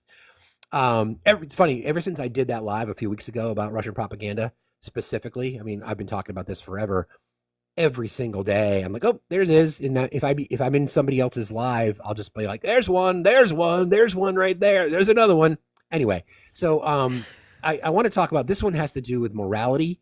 So I pulled some notes here, so just bear with me, because I think this is just really is part of the indoctrination and part of the fake Christian belief set. Oh, we have a request. I'll bring up Heidi first, and then we'll get. I guess I need 7 more people to follow me. Let's go 7 people. 7 people. Done. Just 7 people. Get her done. 7 people. Even if you don't like me, just 7 people. Especially if you don't like her. That way she'll be in your face every day. Every day, just 7 people. Heidi, are you there? I don't think so. You can request again. All right. So I bet you thought morality came from God. Not true. Here are the facts. Morality isn't unique to religion. Every major religion claims to have a monopoly on moral truth. But history and science tell a different story, one where morality existed long before gods were worshipped. Morality evolved as a survival strategy. In prehistoric times, cooperation, fairness, and mutual protection were vital for survival. Early humans who cared for others and followed social norms thrived, passing those traits on to future generations. Ancient laws prove morality was human-made. The Code of Hammurabi, 1754 BC, laid out rules for justice and fairness centuries before the Bible. These laws reflect human wisdom, not divine commands. Moral behavior exists beyond religion. Indigenous tribes with no exposure to major religions develop moral systems rooted in respect, empathy, and fairness. Across cultures, morality is universal. Religion is not. Even animals demonstrate morality. Primates share food. Elephants grieve. Dolphins protect the weak. These behaviors show that morality isn't unique to humans, let alone religion. It's an evolutionary trait that fosters survival. Religion didn't create morality, it borrowed it. Religious texts formalized moral principles that already existed. They didn't create goodness, they codified behaviors that humans had practiced for millennia to thrive in communities. We don't need God to be good. Morality is a product of evolution, empathy, and reason, not divine decree. The question isn't whether morality needs God, but whether we need religion to recognize the goodness that's been in us all along. Again, that's from Deconstructing Dogma. I think that along with the topic that we discussed earlier about indoctrination, gives you some examples of why we push back when people tell us that America is a Christian nation, or that morals are given to, or our rights are given to us by God. No. No. Morals, I believe, are subjective, right? I think people can say something is moral or immoral or amoral, and someone may disagree. That's why we shouldn't be having laws, morals defining, or religion defining laws. Right, 110%. And I think when people have that argument of, well, you can't have morals and not be religious, I think you're wrong in general. I think you can have good morals and be a decent human being without believing in something that's not actually there. Yeah. Again, that's from Deconstructing Dogma, everybody. So I just pulled some of those elements out that I thought were really appropriate. Just because I think these are the kinds of conversations that we usually have in our space, because I ask you guys to think a lot. That's my goal here. Yeah. Exercise that brain, get that thing working. It makes my brain hurt sometimes, though, Steve. I do you gotta think be I honest feel? with you. I gotta be honest with you. Good morning, WJ. How are you? Good. How you doing, my friend? I'm well. So, what's going on today? Yeah. Well, I was watching that lady. Oh my God. Pebbles. I can't even say her name. Where the hell was She Bam was Bam when just we needed him? Right? Someone coming right. around just fuck. It was. It was. It's not. It was scary because ever since I saw that post that Michi did about the Russian plan for the last and how they've been using it for 20 years. That's scary stuff. Yep. I am so glad that, I was raised, my parents got divorced, but my mom was so, open to other groups of people, that they're not scary. They're not, they just live their lives, and they may be different how you live your life. But she also made me critical think. Like, think before you make a decision. Think before you fall into the norm or these groups and stuff. Do your research. I'm so glad that I was raised like that, because this whole Russian propaganda, Chinese whatever you want to call it, it's a scary situation that we're in, and I don't know how to get these people out of it. Well, the lesson from that article and from the research that I've done on the 4 stages of the Russian propaganda in an attempt to destroy our country is that it will take as long to get out of it as it took us to get in it. So 20 plus years. So multiple generations potentially. Could you remind me who was the person that was went in front of the researcher? I forgot his name. Dr. Tim Snyder. Tim Snyder. Okay, I want to do some more deep dive with him.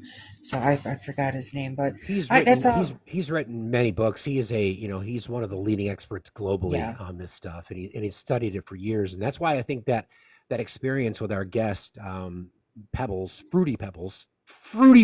That's what we're going to call her. I wouldn't give her Fruity Pebble status, though. Yeah, Steve. so that's why it was really important to have, and I'm glad I found that audio like right afterwards, because literally the things that she was talking about are Russian propaganda studied by this guy who's been doing it for decades, right? Right. So, yeah. I mean, just to sit there and defend Russia going into Ukraine was just like, I was like, oh my God, here it comes. So I mean, you just sit there and you're like, these people can't exist, but they do. Yes. And that's what's scary. It's like, do they really exist? Well, they're also the same people that sit there and are content with the idea of a soft invasion of like Mexico, or that, we don't know if Greenland actually wants to be bought or not. Like, are you kidding me? Annexing Canada. Like they're just gonna yeah, Canadians, those of you that are out there, you guys psyched to give up your universal health care? You cool with that? I figured you'd be all right with that. You can come down to our system that we spend billions of dollars every year on, and yeah, good luck. Have fun. Yeah. So I just want to wish you a happy day. Congratulations, Olive, 10,000 Thank followers. you. I've already followed you. I was like, oh, I've already followed her. I appreciate it. I really No do. problem. Have a great I'm day, in guys. the top tier now, so I'm Yes, you a part. are. You are a top tier girl. I reached it. Damn straight, Gen Z influencer. Yeah. Damn straight. Have a good day, Steve. You Have too, a good day, Jenny J. Olive. See you later. Take care. You too. Bye. So I mean- back to this story of I'm sorry, Olive, you have something to say? Well, no, there's this video that's been going around. I don't know if you've seen it. I might have to send it to you, where people are talking about how Trump didn't start any new wars, right? I think he's gonna try to start a new war, guys. When he gets into office. He kind kind of did. taking out Soleimani, and then we had the Kurds. Yeah. Syria. I mean, we kind of did. I mean, we've known this all along anyway. But now, that, but again, that's beside the point. well, back to the indoctrination, right? When you're talking Yeah. now it's okay. Trump told us that we need Greenland because it's national security. What? Huh? Trump told us that we have to annex Canada because, and Trump told us that it's okay to use the U.S. military to not only go after U.S. citizens, that's a whole nother conversation, but to invade Mexico. That's okay. This is the whole point behind the indoctrination and the demoralization. So back to that story again. The person who, let me see where I can find this. Bezmenov, this gentleman by the name of Bezmenov, who was a former KGB operative. We were talking a little bit before about the demoralization, and this is all related. I bring up Russia so much because Russia is involved in everything that Trump does because he's leveraged by Russia. Okay. As I mentioned before, exposure to true information does not matter anymore. A person who is demoralized is unable to assess true information. The facts tell nothing to him. Tell me about it. Even if I shower him with information, with authentic proof, with documents, with pictures, even if I take him by force to the Soviet Union and show him a concentration camp, he will refuse to believe it until he receives a kick in his fan bottom. When a military boot crashes his balls, then he will understand, but not before that. That's the tragedy of the situation of demoralization. It's hard not to see in the state of many modern Americans. We have become a society of polarized tribes. True, with some people flat out rejecting facts in favor of narratives and opinions. Once demoralization is completed, the second stage of ideological brainwashing is destabilization. During this 2 to 5 year period, asserted Bezmenov, what matters is the targeting of essential structural elements of a nation. Democracy, the rule of law, elections, economy, foreign relation, defense systems. Basically, the subverter, in this case, Russia, will look to destabilize every one of those areas in the United States, considerably weakening it.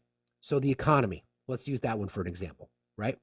The rhetoric that we get from the right is that corporate greed is not a thing, and corporations and billionaires should continue to get tax breaks.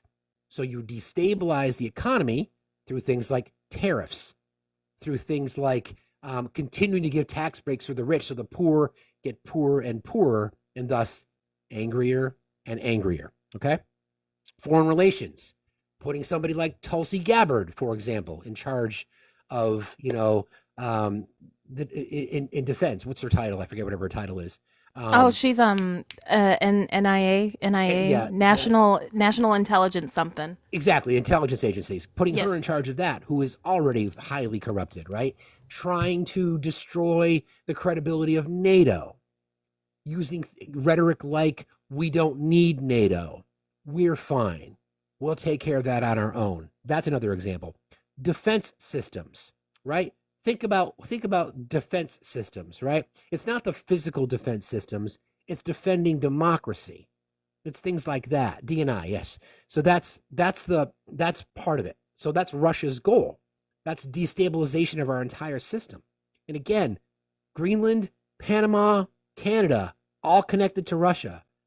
They talk about the New World Order, something that the right likes to use. Well, this is what they want. This is the new world order. This would be giving Russia and anarchy and authoritarians more power in the world to help subvert democracy. That's the sad part about it.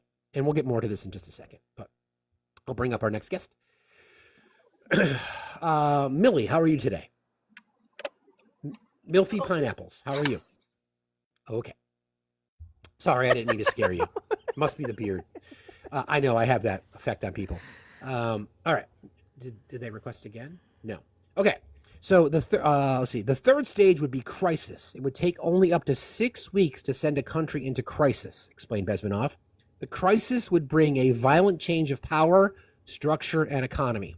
What did we witness on January 6, 2021? Right?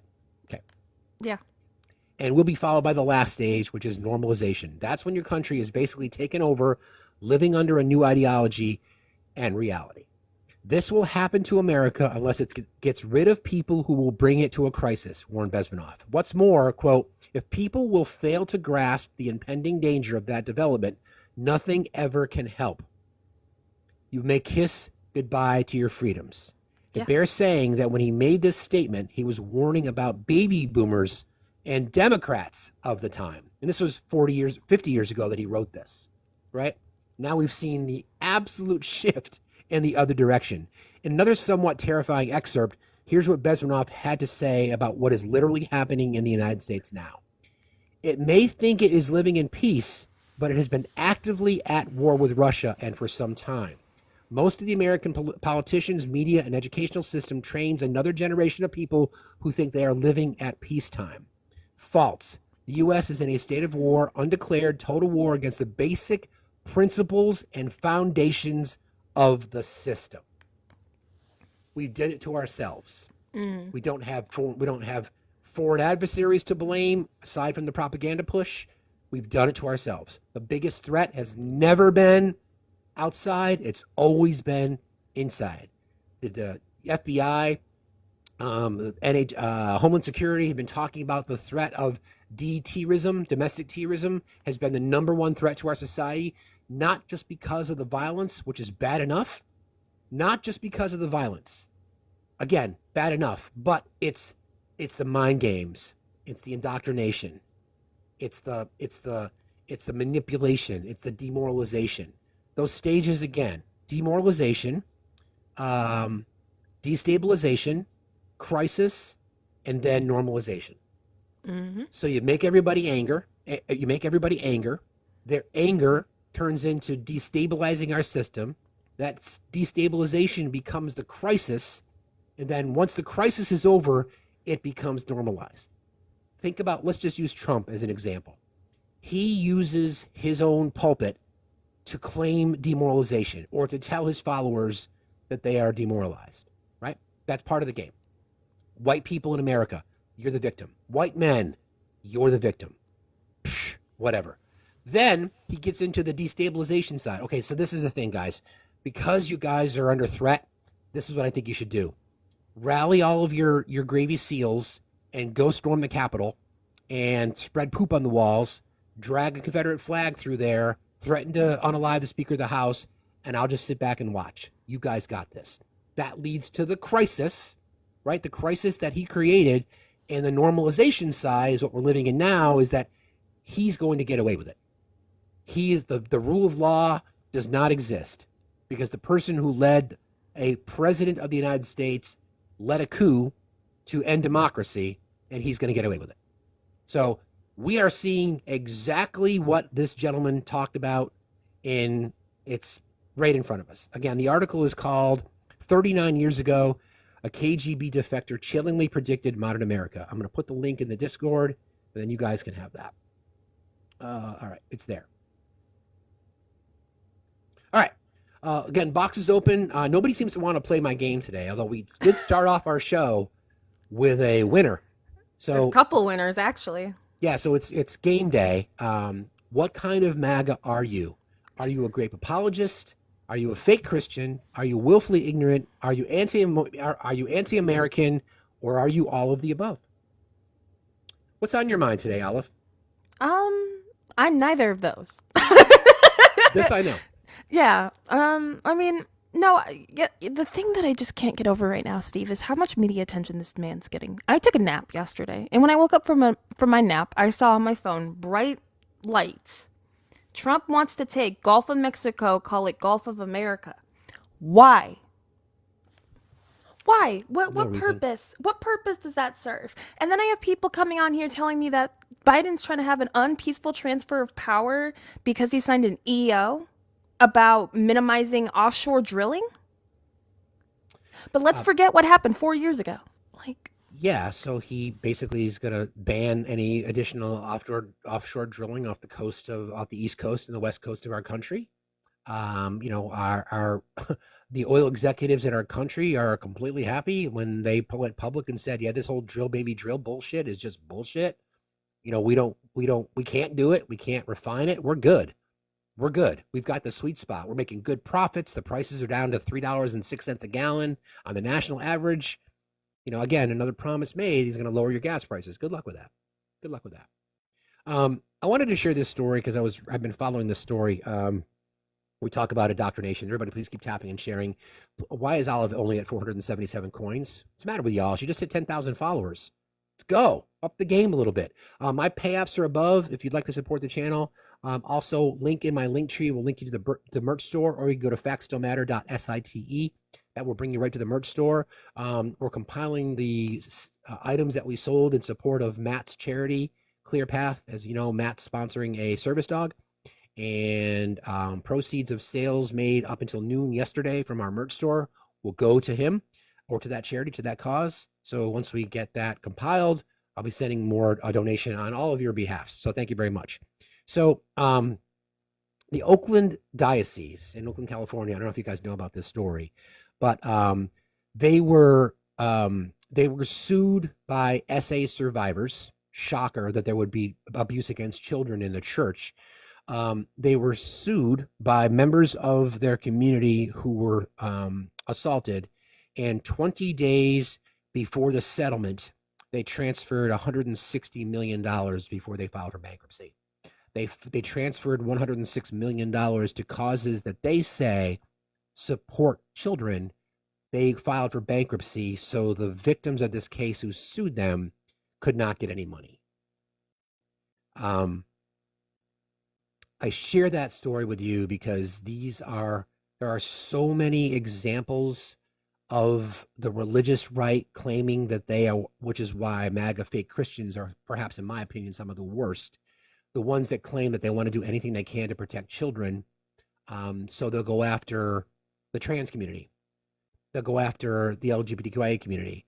They'll go after everyone but their own. Is there any morality left for the people who even attend these churches? This is a Catholic diocese, a Roman Catholic diocese, and we know their history. that tracks. We know their history. Transferring $106 million to avoid having to pay out to victims. I mean, and don't forget, the history of the Catholic Church is that when one priest abuses, all they do is move them to a different church. Yeah. That's their game, right? I mean, I'm a part of that statistic. I was unfortunately raped by a priest during VBS, if you know what that is. It's a vacation Bible school. I was unfortunately part of that statistic, and that's when I learned that when you make reports about grape, that officers can look at you straight in the face and be like, "Hey, you're too fat to be graped." Hey, brother, we You talked doing about good, you this Obi? morning. How you doing, man? We are okay. We're obviously charging everything that needs to be charged. Have 2 bins that will fill up and put in the 2 cars. Dog stuff is ready to go. Got plenty of water for the trip. So just waiting to see if it advances further south. So we're about 1.5 miles from the next warning zone. So that would be 2 zones in between us. One of which is an 8-lane superhighway. So that's fortunately a good thing because they tend to be fire breaks. Sure. But the Eaton Fire, which is where I live out here in LA County, is now 1,000 acres. Wow. So last night when it started, it was 10. Wow. So when people talk about climate change doesn't exist or that climate patterns haven't changed, I want you to explain to me how a fire goes from 10 acres to 1,000 acres in the span of 8 hours. The Santa Ana winds in some areas were up to 99 miles an hour last night. Wind is not supposed to be 99 miles an hour, but when you have these they're called Santa Ana winds, right? So they normally come and basically what they do is they damage trees and houses and cars because trees then fall on houses and cars, right? But we now, within LA County, there are 10 separate fire events. And for the unfortunate folks down in the Palisades area, it's mass destruction at this point. The fire department literally had to get a bulldozer to bulldoze through the cars that were abandoned so the firefighters could get to the fire. That's how bad it is over there. So while it is beautiful to live here in California, we are the example of why things like green energy are important and making sure that the power grids are changed, right? No more bare aluminum wire, which is what's strung, by the way, throughout the entire United States, right? And so this is a cautionary tale, right? This is not about prepping, but people should have like backup battery packs. Like Jackery's a brand, right? I have two. They're charging while I'm charging devices. Get LED flashlights that can charge. So if you could drive away, you could charge them while you're driving. Have small backup batteries in case you have to walk somewhere, right? Have multiple aluminum bottles for water and get a 5-gallon plastic jug. Just keep it in the house empty. And then before you go, fill it up with water, right? And then make sure that you always have a couple $100 in cash because cash is king when there's no power. And we did lose power for several hours last night. I will try to take pictures and send them. But right now there's so much ash and smoke in the sky that we have to wear N95 masks to walk outside because you could see the particulate. It looks like it's snowing. So it's bad. And also I feel bad for all the landscapers out there because every single leaf that was on a tree is now on the ground, including branches. It's going to take a massive effort to clean this stuff up. And of course, as you know, all that becomes fuel, right? So it just exacerbates the problem. I'm going to go on mute for 1 second because the teenager's here. Just give me 1 second. Sure, buddy.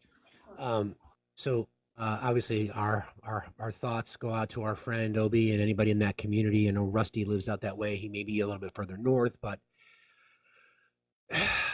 yeah, 2025 is not getting off to a great start. No, that's for sure. this is. I mean, yep, that's what sums up how I feel about everything going on right now. It's just, Yeah. Yeah. So if again, if you're out in that area, please don't be a hero. Stay right? safe. Just be safe. Do take Obi's advice. Be prepared. I'm not saying be a prepper, but be prepared. Right? Water, food, pet food, flashlights, batteries, all that shit. Yeah. And it's, listen, this is, there are more people living in Los Angeles County than all of Maine, New Hampshire, Vermont, right? We could probably throw in the 2 Dakotas and we might be able to get to the population of the county that I live in. There are an awful lot of people that live here, and there are an awful lot of people that don't understand preparedness. Right. And it's just super important that people pay attention and are cognizant of what's going on. And then above all else, right? Only take the things that matter. You can replace stuff, right? But you can't replace yourself. So I've got some nice stuff that I'm going to have to leave. And that's just the way it is, right? And life will go on. Mhm. Try to stay calm, if not only for yourself, but for those around you, because running around in a panic doesn't help. Right. And oddly enough, my buddy this morning was like, see, look, all that military training wasn't a waste of time for you. So, you know, it's not about putting on a brave face. It's just about, okay, I have things to do. So I'm going to do an old fashioned thing. And for the kids at home, we call it making a list. And you use a pen and a legal pad, and you just start writing stuff down. And then as you get it, you check it off, right? And then you get pretty good at it. And then eventually you'll be able to just gather stuff. But go to Home Depot, buy a couple of those plastic bins, or Costco or Sam's Club, get them when they're on sale for $10. They stack, they don't take up any space. But if you need to throw stuff in something and put it in a car, it's the easiest way to do it. And for anyone who lives out here on the West Coast, please do not wait to the last minute. When you are told that you are in a warning zone, you should literally at that moment have everything packed up, and you should just be sitting waiting for the next one, which basically literally the text message starts with the word go. Right? Like, go, get the fuck out of here. So that stuff's going to be really important. So we are okay. The power's back on. The dog slept peacefully all night because I guess they don't have any fucks to give about natural disasters. So that was rather annoying. And I kept waking up wondering what was going on. And then I realized I left the alerts on and vibrate on my phone. So about every 20 minutes, my phone was vibrating because we're getting updates. So hopefully everything will be okay for us here. And it would be nice if people would think whatever positive thoughts for those who have already fallen victim to this, because, you know, this wasn't a human being, right? This is just nature. And when you don't have rain for a year, this is what you get, right? So, but hey, move to California. It's fucking beautiful. And we always have great weather. Also, our wife says hello. I'm moving to California, so that's the plan at some point, as you know. So, yeah. But we'll think about that in the future. Obviously, all of us are on your side, friend. Everybody send love to Obi and to our wife. That you guys will be safe. You'll get through this. We know you will. I can hear the trepidation in your voice, but I can also hear the calmness in your voice, and I think that's a good example for others. So keep us posted, brother. Okay? Yeah. Love you, man. Love you too, buddy. Talk Love to you later. all. Love you, Obi. Right. Bye. Scary shit. God, yeah. Fucking scary shit. My ex-in-laws are from Northern California, and so when there was a lot of fires going on up there, and for the almost 4 years I was married to my ex-husband, I mean, it's something I'm still always concerned about. And people want to sit there and talk about, well, global warming isn't a thing, etc. Like, no, we have one planet. We can't return this. We can't get rid. We can't just find a new one. This is our planet. You know, we got to take care of it. You're right. Isn't it interesting that that Elon's talking about, populating Mars? Why don't we just use the money that he spends on his little hobbies and invest in America? That'd be great. I'd really appreciate that. So this is the story about how Trump to meet with the the DOJ argues for release of special counsel report on January 6th. So in case you didn't know, Aileen Cannon said that she was going to not allow the report Jack Smith's report to be public. It's not really her call. It's really Judge Merrick Garland, who's feckless and a coward, who we have a lot to blame for the circumstance we're in because he dragged his feet. The Department of Justice, so special counsel, when they finish their investigation, they submit their report to the Attorney General, and we can use Bill Barr and the Mueller report as sort of our model, even though he basically wrote his own summary and changed the entire narrative on it. We know this. So Merrick Garland has disclosure and discretion to determine whether or not he's going to release it, how much. So what we have from Jack Smith so far is a summary and the indictment. And what this is basically evidence. Any additional evidence, testimony. Apparently there are two, one for the documents case in Florida that Aileen Cannon, a corrupt Trump-appointed judge, dismissed under bullshit constitutional grounds, and then the election subversion, January 6th riot case, insurrectionist, traitorous case in D.C. with Judge Tanya Chutkin. So Justice Department told the Federal Appeals Court the Justice Department told the Federal Appeals Court that it should be able to release the January 6th related volume of its final report to Special Counsel Jack Smith days before Trump takes office. The department said it does not plan to publicly release the part of Smith's report regarding the investigation into Trump's alleged mishandling of classified documents. Judge Aileen Cannon requested on Tuesday blocked the special counsel team from releasing both volumes following a request from Trump and his co-defendants. See, this is the problem. We paid for those reports. Yep. Taxpayer dollars paid for those reports. We absolutely should get them. And I think we will. I hope so. I think we will. I think because if we don't, then we will never see them. They will fall on the dustbin of history. Because I can guarantee you that the Trump Justice Department will never let those go public. And they know why. All right.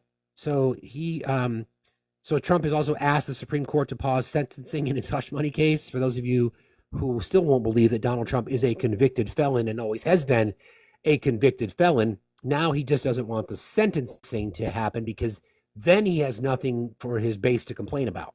Because their argument has been, well, he ain't convicted until he's sentenced. Well, that goes by the boards because the sentencing is on Friday.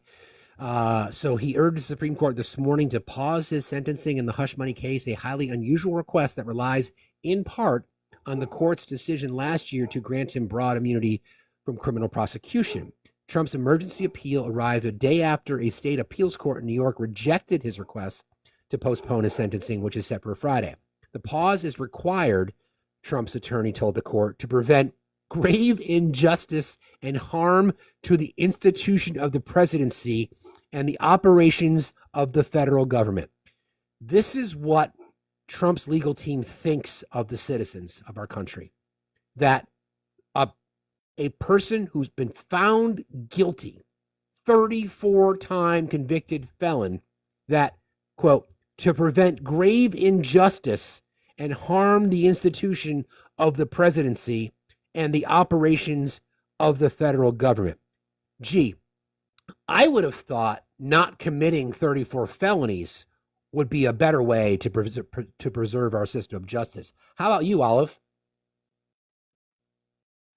Exactly. More about the request. The president-elect is appealing his conviction on 34 counts of falsifying business records, arguing it should be tossed because a conservative majority of the Supreme Court in July ruled that former presidents are entitled to sweeping immunity for official actions. Trump's latest request to the Supreme Court is unusual and likely an uphill fight because his criminal case isn't yet fully resolved by New York courts. Judge Merchan, the trial judge in New York, has rejected Trump's demands to stop the Friday sentencing. Merchan has signaled that Trump, who will be inaugurated on January 20th, will face no legal penalties, meaning he won't be sent to jail. He might not even be fined. Trump was convicted in May of falsifying business records to cover payments to his then lawyer, Michael Cohen, to reimburse a $130,000 hush money payment. You know the deal. This is just embarrassing and disgusting that we have to go through this shit. I don't know. This is more reporting. This is because of, again, the wet dream that Trump has about Greenland. So Greenland may become independent, but not a U.S. state, Denmark says. Greenland may become independent if its residents want, but it won't become a U.S. state. Denmark's foreign minister said on Wednesday after U.S. President-elect Trump refused to rule out force to take control of the Arctic island. Greenland's leader held talks on Wednesday with the Danish king in Copenhagen, a day after Trump's remarks thrust the fate of the Danish-ruled island to the top of the world headlines. Why the fuck are we talking about Greenland? Oh yeah, Russia. Trump, who takes office on the 20th, said on Tuesday he would not rule out using military or economic action to make Greenland a part of the U.S. The same day, Trump's eldest son, Don Jr., made a private visit to Greenland. Greenland is an incredible place, and the people will benefit tremendously if and when it becomes part of our nation. We will protect it and cherish it from a very vicious outside world. Make Greenland great again. Greenland, the world's biggest island, has been part of Denmark for 600 years. Although its 57,000 people now govern their own domestic affairs, the island's government, led by Prime Minister Mute Egede, aims for eventual independence. Quote, we fully recognize that Greenland has its own ambitions. If they materialize, Greenland will become independent, If they materialize, Greenland will become independent, though hardly with an ambition to become a federal state in the U.S. He told reporters the U.S. heightened security concerns in the Arctic were legitimate following increased Russian and Chinese activity in the region. I don't think that we're in a foreign policy crisis. We are open to a dialogue with the Americans on how we can possibly cooperate even more closely than we do to ensure that the American ambitions are fulfilled. Still, although Denmark itself played down the seriousness of Trump's threat to its territory, the returning president's openly stated ambition to expand U.S. borders has jolted European allies less than 2 weeks before he takes office. France's foreign minister, Jean-Noël Barrot, said Europe would, that's horrible. Why did I even do that? Jean-Noël Barrot said Europe would not let another nation's attack its sovereign borders, although he did not believe the U.S. would invade. People are talking about the U.S. invading fucking Europe. Yeah. The German government spokesperson said Berlin stood by the principle that borders must not be changed by force. A spokesperson for the European Commission said that sovereignty of EU member states had to be respected. Are you fucking kidding me? God damn. Anyway. What, Olive?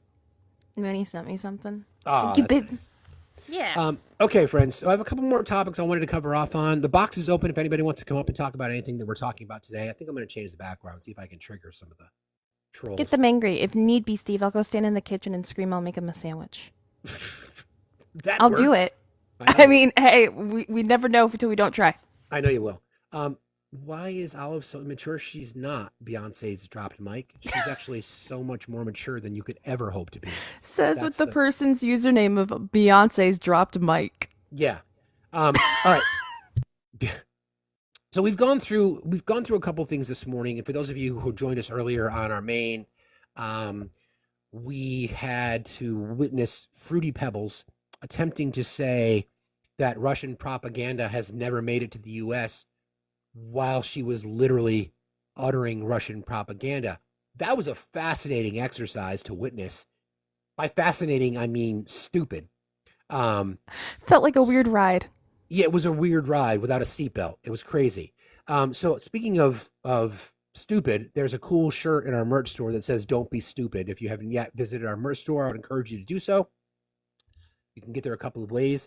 FactsStillMatter.site is the website. It will take you directly there, or you can go to the link in the link tree to the merch store, and all the items are there. Don't be stupid. I am radical. I am fucking Zen. Liberal scum. Hats, mugs. Would appreciate that. Thank you all for that participation. And again, through today's show, if you have an idea for merch, I would ask that you go to our Discord, join our Discord. There's a merch submissions channel in our Discord. If you have an idea for something that you'd like to see on a t-shirt or whatever that might be, Fruity Rubles. Oh, Uncle Julie, that's hilarious. Fruity Rubles. Fruity Rubles. That's fantastic. That's a t-shirt. So again, if you have an idea for a t-shirt, you can submit it there. Our mod team will gather some of the best ones, and then we'll create a poll, and then you guys can decide what merch that we add to our merch store, and I will gift our winner, whether that be a sweatshirt or a t-shirt or whatever it might be. So there's that. All right, let me just check in here. Got a couple of Fruity notifications. Rubles. I know. Can't. I want to thank Marcy. Marcy, thank you for the $2. It's funny that they talk about Russia. I don't understand your note. Oh, it's funny that they talk about Russia while complaining about Russia. Yeah, sure. I get that. I get that. Thank you for that. Thank you for Mark. I appreciate you, Mark, on Venmo for your $5. Thanks, Facts. You're welcome, Mark. I appreciate you very much. Okay, and then our thoughts are to Obi and to his family today. I just got a warning. Why the fuck did I get a warning? See, they're apparently coming out in droves, is what I've been messaged Guys, a few times. I should probably end because I can't lose the backup. I did get my main back. I'm going to come back up.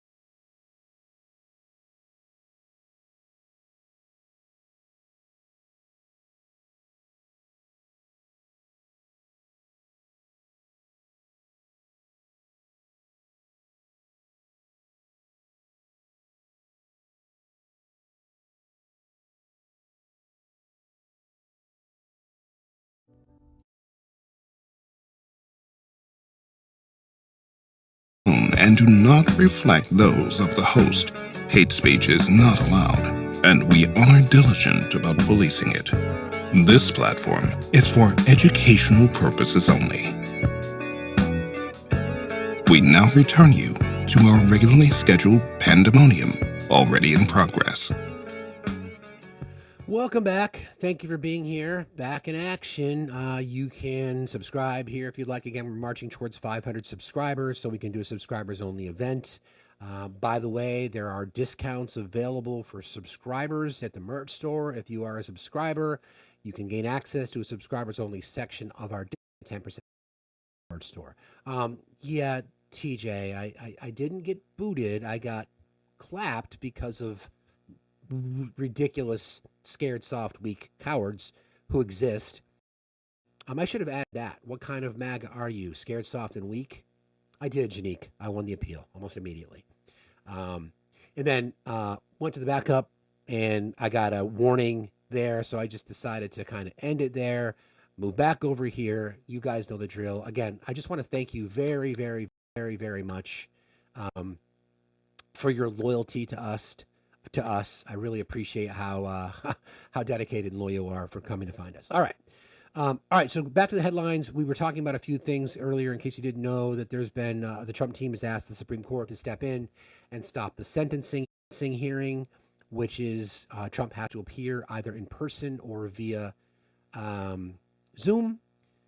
Whatever that happens, we know he's not going to get jail time. We know he's not going to get a fine. He's basically going to get away with this, with the exception of being labeled a convicted felon.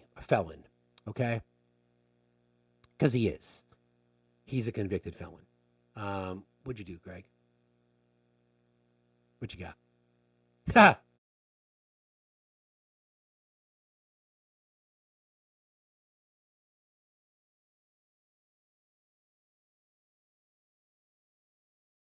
When you have a great team, you say something, and then it just manifests itself into existence. Like, scared, soft, and weak. What kind of MAGA are you? Scared, soft, and weak? Grape apologist? Fake Christian? Willfully ignorant? Or anti-American? Or maybe, just maybe, you are all of the above. Yeah, you're right, Jeffrey. He is, just like Joe Biden. He's not my president, Jeffrey, actually. Joe Biden's the president. Donald Trump will be the president on January the 20th. That's correct. But I'd like to talk to you about that, Jeffrey. I'm just curious which category you fall into, Jeffrey, if you don't mind. I'll send you the invite. Everybody, please, let's encourage Jeffrey to join us in the chat, because I'd love to talk to Jeffrey about which category do you fall into, Jeffrey? Are you scared, soft, and weak? Are you a grape apologist? Are you a fake Christian? Which one is it? I'm just wondering. Everybody, please keep tapping, sharing, and thank you very much. Please consider subscribing. Dazed and confused. How are you today? Good. How are you? I'm fine, thank you. What's on your mind? So I just want to know how it makes you a grape apologist or a fake Christian It's my only question. Well, it's the question. It's like, what kind of MAGA are you? So, are you scared, soft, and weak? I wouldn't consider myself that now. Okay, we can find out. So do you believe that Donald Trump, being an adjudicated, found civilly liable for deliberately penetrating E. Jean Carroll's vagina? Are you cool with that? I believe that there's a major difference in civil and criminal. So thank you for proving my point. So are you a Christian? I am a Christian, yeah. Okay, you support Donald Trump saying that he has sex in common with his daughter? I believe that was misinterpreted. Okay, so you're a fake Christian too. So can you tell me? No, again, you're mixing things there. You're misinterpreted? Like, how is it misinterpreted? He said it. He said that he would like to have sex with his daughter. Or what I said. I said that he had sex in common with his daughter. He had sex in common with his daughter. Yeah. Yep. I guess I'm not sure what you mean by that, sir. I'm sorry. He said that he has sex in common with his daughter. Like, as in he looks at other women that look like his daughter? Is that what you're referring to? I'm just, again, I'm not sure what you're saying. Okay. What I'm saying to you is that he said that he has sex in common with his daughter. Do you support that? He was asked the question. I'll just play the audio. Would that be easier? No, I would like you to explain what sex in common with the daughter means. He was, okay. Ivanka and Donald were sitting on a couch together being interviewed. Okay. Mm-hmm. And the interviewer, Wendy Williams, asked Ivanka, what do you have in common with your dad? And she said real estate and golf. And he said sex. You okay with that? I would just have to hear that again. I haven't heard that clip, but I think that it would probably be misinterpreted like most things he says. Misinterpreted. Okay, so I'll just play the clip then. Would that just be easier? Why don't we just do that? I mean, if it's not a cut clip or something that you like, Not found. cut clips. So his words. Okay, let's just listen. You can tell me what you think it is. Yeah, I'm sure. Ivanka were my daughter, perhaps. That if Ivanka were my daughter, perhaps I'd be dating her. You know? By the way, your daughter, she's beautiful. I say this, a piece of ass. Yeah. She looks more voluptuous than ever. She's actually always been very voluptuous. She's tall. She's almost 6 feet tall. What's the favorite thing you have in common with your father? Either real estate or golf. Donald, with your daughter? Well, I was going to say sex, but I can't relate that. Donald Trump repeatedly points out how hot his daughter is, saying last year in a Rolling Stone article, "Yeah, she's really something, and what a beauty that one. I weren't happily married, and, her father." Yeah. She's. Are you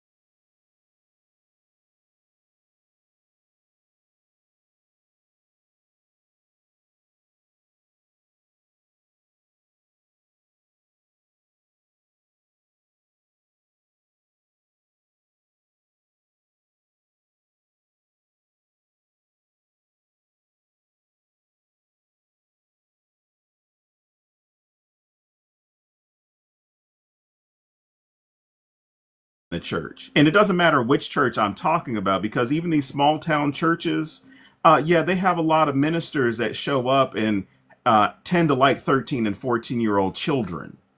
So you don't stop them.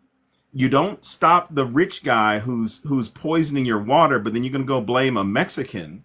Correct. Like I'm trying to make heads, because I had very limited news for about 2 weeks, and then I started seeing stuff. I'm like, what the fuck is going on with Greenland? Yeah. Oh, we want to add Greenland to the United States. I'm like, good luck, because it's not going to Russia. happen. It's So all what because the of fuck Russia. are you? Yeah, I'm like, what the fuck are you distracting us from? Like, what are you trying to distract people from? Because his fans don't pay attention to the news. His fans don't read. His fans don't give a damn about their neighbor. His fans do not care about their country. Correct. So they fit every last one of these things that you're talking about. And Correct. the thing is, a hit dog will holler. Yeah. If they are approached and they are hit, they will scream up and down about how I'm not like that. I'm a real Christian. I'm a real Christian. You know what? My version of Christianity is this: I will treat everyone with kindness until it is time to flip a motherfucking table. And that's my version of Christianity. Treat everybody with kindness until otherwise. Because I'll tell you right now, Jesus is one of my favorite revolutionaries in history, because he did not give a fuck about who he offended, because it was about supporting the people. But I'm going to drop back down into in the comments. Well, you mean Jesus, the brown-skinned socialist? Yeah, that guy. Yeah. Well, I go even further, because I made a joke. My kid was watching The Simpsons, and they were in heaven for some reason. And Jesus had a Che Guevara poster on his wall. And I laughed. I was like, wow, Jesus has a picture of himself on the wall? And my kid didn't get it. That's so meta. Yeah, my kid didn't get it. I was like, I'll give you a few more books. You'll see that Jesus is on a lot of walls next to a poster, a picture of Che Guevara, in a lot of households in the global South. Preach. In fact, I'm not going to dox myself some other time. I've got a few myself in my house, because I read what the guy did and what he said. And I don't go off of what he did when he was 21, 22 years old as a racist Argentinian. Sure. I go off of what he did once he realized that the world is a fucked up place and I need to do something about it. And that's all I'm going to leave all of you with. The world is a fucked up place. Do something about it. Thank you, brother. It's always a pleasure. Don't be Love away. you. Don't stay away. You too, man. Don't stay away so long next time. Oh no, I will be around, because I need to. We lost you. People turn. We lost you, man. I don't know what happened. I'm sorry. I didn't mean to kick you, bro. We lost your connection. Went out. Sorry about that. All right. Okay. Again, you sit in the box. You get triggered by a sign that shows how scared, soft, and weak you are. You're trying to say that you're not a grape apologist while you're being a grape apologist. You claim to be a Christian, and yet you have no issues with Donald Trump saying that he has sex in common with his daughter. When I asked the question about his own 9-year-old, you notice he didn't answer it because he couldn't explain any of it. And we didn't. And then January 6th was not an insurrection. Wow, we covered the entire fucking list. That's 3 people that we've had this morning.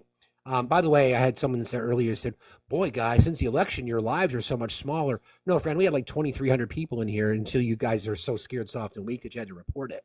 Anyway, Graf, what's up, bro? How you doing? Oh, I've been way better. Just living in a world of existential crisis now that I have to worry about Americans being sent to Greenland or Panama to fight an unjust war and invasion for Donald Trump's fucking crony gang. So that's cool, I guess. The anti-war president, right, Graf? Oh, dude, and the other thing I gotta say, Steve, I love what you do every single day. For the people that decided not to vote because you wanted to somehow protect Palestine, I hope you watched that fucking interview yesterday, because that man said if our hostages aren't returned by January 19th, there will be hell to pay. Yep. And it will be hell, and it will be hell for everyone. So Exactly. the man is hitting every war drum that he possibly can after you just screamed and yelled for 2 years that you're the anti-war party. Like, get the fuck out of here. Preach. And we'll have new beachfront property for new Trump properties in Gaza, Oh, the West Bank, and the whole 9 yards. Yep. it's an unbelievable world to live in with this man standing up here preaching his Elon Musk grandfather's techno fucking fascism, dude. It's crazy. Yeah, I know. Techno bro fascism. I never thought I would have had that on my bingo card. Well, you keep up the good fight, brother. Always Thank love you, to man. listen in. And Appreciate you. excellent background, BT Dubs. Thanks, man. I appreciate it. So far, so good. Everybody's hit every box. Yeah, they're all hitting it. Thanks a lot, brother. I appreciate you. Have a good day. See you later. Yeah, they are certainly all hitting it. Gosh, I don't want to bring you up. Okay, I will. I'll just see how that goes. Fuck you, nigga. Okay. Yep. Nigga. See, I should have trusted my gut on that. Yep. Okay. Once again, just the reality of what we've witnessed this morning, right? When, again, I want to congratulate and thank our mod Greg at Legend, who does these backgrounds for us every day. Normally, I have this brain dump, so I'm like, I have this idea, and I can imagine Greg's like, Jesus, Steve had another fucking idea for something, but he never says that. He's always like, we'll get this. And I went back and forth like 50 times with him on this. And I think we finally landed on the one that really, literally added last minute, what kind of MAGA are you? And then the whole game show idea. And then he popped in Scared, Soft, and Weak. And here we are. Oh, cool. Obi's back. Do we have an update? Hey, do we have an update? No, I was listening to that young kid twist himself in pretzels to be a grape apologist. And I was just kind of futzing around, eating a granola bar because I'm a fucking hippie. Bruh. Because I love granola. It's so hilarious, right? They literally will go so far out on a limb, and when the limb breaks, they'll turn around and go, "See, we don't need trees. We don't need limbs. We don't need limbs. We don't need no stinking limbs." Right? But what they can't do, because this requires analysis and critical thinking, it does not require math. This is one time I will say math is not required, which is slightly disappointing for me. You aren't a Christian just because you say so.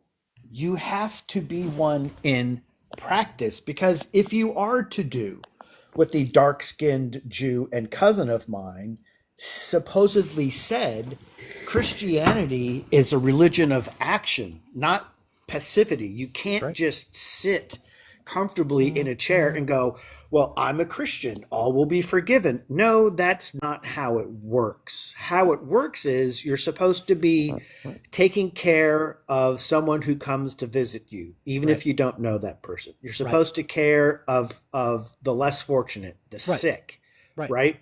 Yeah. Phoenix, how are you today? Doing well. Yourself? Fine, thank you. Am I assassinating someone's a character? Apparently MAGA. Are you MAGA? Yeah. Do you feel like your character is under attack? Well, you don't actually. There's no actual debate stuff going on. It's just character assassination. So really? I mean, okay. So let's debate, right? Let's debate. So, are you upset that I'm asking questions as to which kind of MAGA you are? Like, are you scared, soft, and weak? No. Can you call out Donald Trump for anything that he's done wrong? He's lied quite a bit. He's lied a lot, right? So you voted for him based on what? I thought he would do a better job than our vice president would do. Okay, so again, but you thought he would do a better job. So specifically, though, what did you vote for? I thought he'd do a better job with the economy. I thought he'd do a better job on foreign relations. So threatening Greenland, Panama, Canada, Iran, you're cool with that? I'm not saying he's a perfect person. Okay, It's not the question I things. asked. That's not the question I asked you. Oh, okay, I'm asking you specifically I'm in the now middle that he's of now that he's explaining threatened something, and you want to go ahead. Panama, now that he's threatened Oh dear Panama, God, here we Greenland, go again. Iran, and This is why I hate talking to leftists, because you guys don't have any fucking clue about decorum. oh, okay. So why are you okay? Thank you. We can cover off on the first one now. Okay, so did Donald Trump sexually assault E. Jean Carroll? I'm not familiar with the case, so I didn't look into it. You're not familiar Really? Hold with on the a second. case? Wait. Hold on a second. How old are you, Phoenix? I'm 52. How old are You're you? 52. How old And are you're you? not aware of this case? Do you live in a cave or under a rock? No, I have a life that I'm trying to deal with. You have a life you're trying to deal with. Okay, so does that life that you're trying to deal with while you're living it include reading any type of book, newspaper, or magazine? Yes or no? Dear God, dude. Yes or no? It's a question, Phoenix. It's just a question. I read books. Do you read magazines anything? all the time? Okay, so do you watch the news, whether it be your local news channel or any one of the various cable outlets? Some, not much. Okay, so you've said that you read. You've said that you watch news, some, not much. Do you listen to the radio? I only listen to songs on the radio. Okay. So as a 52-year-old grown ass adult, you're trying to come up here and tell us that you don't know anything about this case. So what I'm going to call is, you did say that. I said I'm not Yes. intimately familiar with it. Okay. So No, that's not what you said. That's not what you said. Yeah. So you're not intimately familiar with it. What type of familiarity do you have with it? What are you aware of? That he was found civilly liable for stuff. Yeah, for what? Civilly liable? Yep. Okay, so then you seem to know quite a bit because you know that part. So congratulations, because most mega fail that question. So let's Phoenix, let's can we think have about a this for a second. So he was discussion, found, or are we going to go ahead and? No, you said you said you wanted to debate, and if you don't get your news from anywhere, I don't even know what there is to debate. So specifically, do you know what he was found civilly liable for, or what the jury ruled? Not off the top of my head, no. Okay, the jury ruled that he was civilly liable for deliberately and forcibly penetrating her vagina with his fingers. Are you okay with that? No, I'm not. Okay, you voted for that. Are you a Christian? No, I voted for Trump. I didn't vote for all this stuff you guys want to go ahead and put on it. Well, it's not us putting it on him, my guy. It's the fact that he did it. Well, he was found civilly liable. It doesn't mean that I did it. No, it does. So No, it okay, doesn't. that checks box number 2. Okay, so are you a Christian? Yes, I am. Okay, so then can you excuse all the things that Donald Trump has done? Paul did a lot of crazy crap too, and he was one of the best Christians. Who? St. Paul. Okay, so I'll check box number 3. So you've already told us you don't watch the news, so that checks number 4. Was January 6, 2021 an insurrection? Insurrection, no, but it was horrible. Okay, thank you for playing. Appreciate you very much. We're 5 for 5 with 4 for 4. All 4 so far have been 5 for 5. Wow. I love the fact that he brings up St. Paul, right? What I find really interesting is how little these MAGA Christians actually know about Christianity or biblical history, right? A question, I don't know if you ever asked them, but what you should ask them is how many years after the death of the King of Jews were the Gospels written? Okay. Have to text me How that. many? Yeah, how many? And to just be aware that some parts of the New Testament were written anywhere from 100 to 150 years post passing. Yeah. Well, okay. Okay, and Phoenix, I'm glad you can that answer that, my guy, which then proves to me that you're a fake Christian because any right. Christian that I know, and I'm not one, any Christian that I know would never advocate for violence like that against women or saying that he had sex in common with his daughter or saying that he would be dating a 10-year-old girl in 10 years or commenting on the physical attributes of his 1-year-old daughter, saying she's got great legs but not sure about her tits yet. So I'm just saying, but Yeah, if it were and me, some of the supposed apostles that supposedly had written something. First of all, that all comes from oral tradition. Second of all, some of the actual gospels are written by people who never were alive during the time of Jesus. right? So the New Testament is about having faith in a belief system. It's not a literal textbook, right? Yeah, Noodle brings It's up a good point about technically it's in the Bible to essay women. I mean, I guess that's technically true, but it, of course the Christians want yes, to pick and it's within choose. the five books of Abraham, Yeah, our Bible, if you will, yeah, right? your homie. But keep in mind, and this is something a lot of Christians like that guy don't understand, Jesus was put to death because they feared that he was the king of the Jews and the Jews would have an uprising. Jesus has nothing to do with Christianity. That is a myth. So, He is so used hang by on one second, brother. Christianity. Yeah, go ahead. Cyanide Yummy, your comment. I just sent you an invitation. You said that Trump isn't perfect, but you can see that he is trying to improve himself every day. So I sent you an invite, Cyanide Yummy, because I'm not seeing that. So can you please accept my invitation? Come up and join us so we can have that conversation because I don't see that, especially when I see him on True Social just this morning going after just about everybody. So I don't know if that's trying to improve himself or maybe you can help us understand that. Sorry. How is he? So let's look at this objectively. If anyone is trying to improve themselves, that would first start with an admission of being wrong or an admission of needing to change one's behavior, which is known as an amends.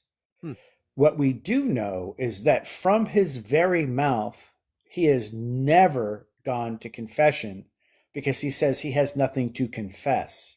He has nothing to ask for forgiveness for, right? So yeah, so again, Cyanide, when he says something like this, or when Elon Musk posts this and then Donald Trump retruths it, Elon Musk says, had this election not been won by Donald Trump, civilization would be lost.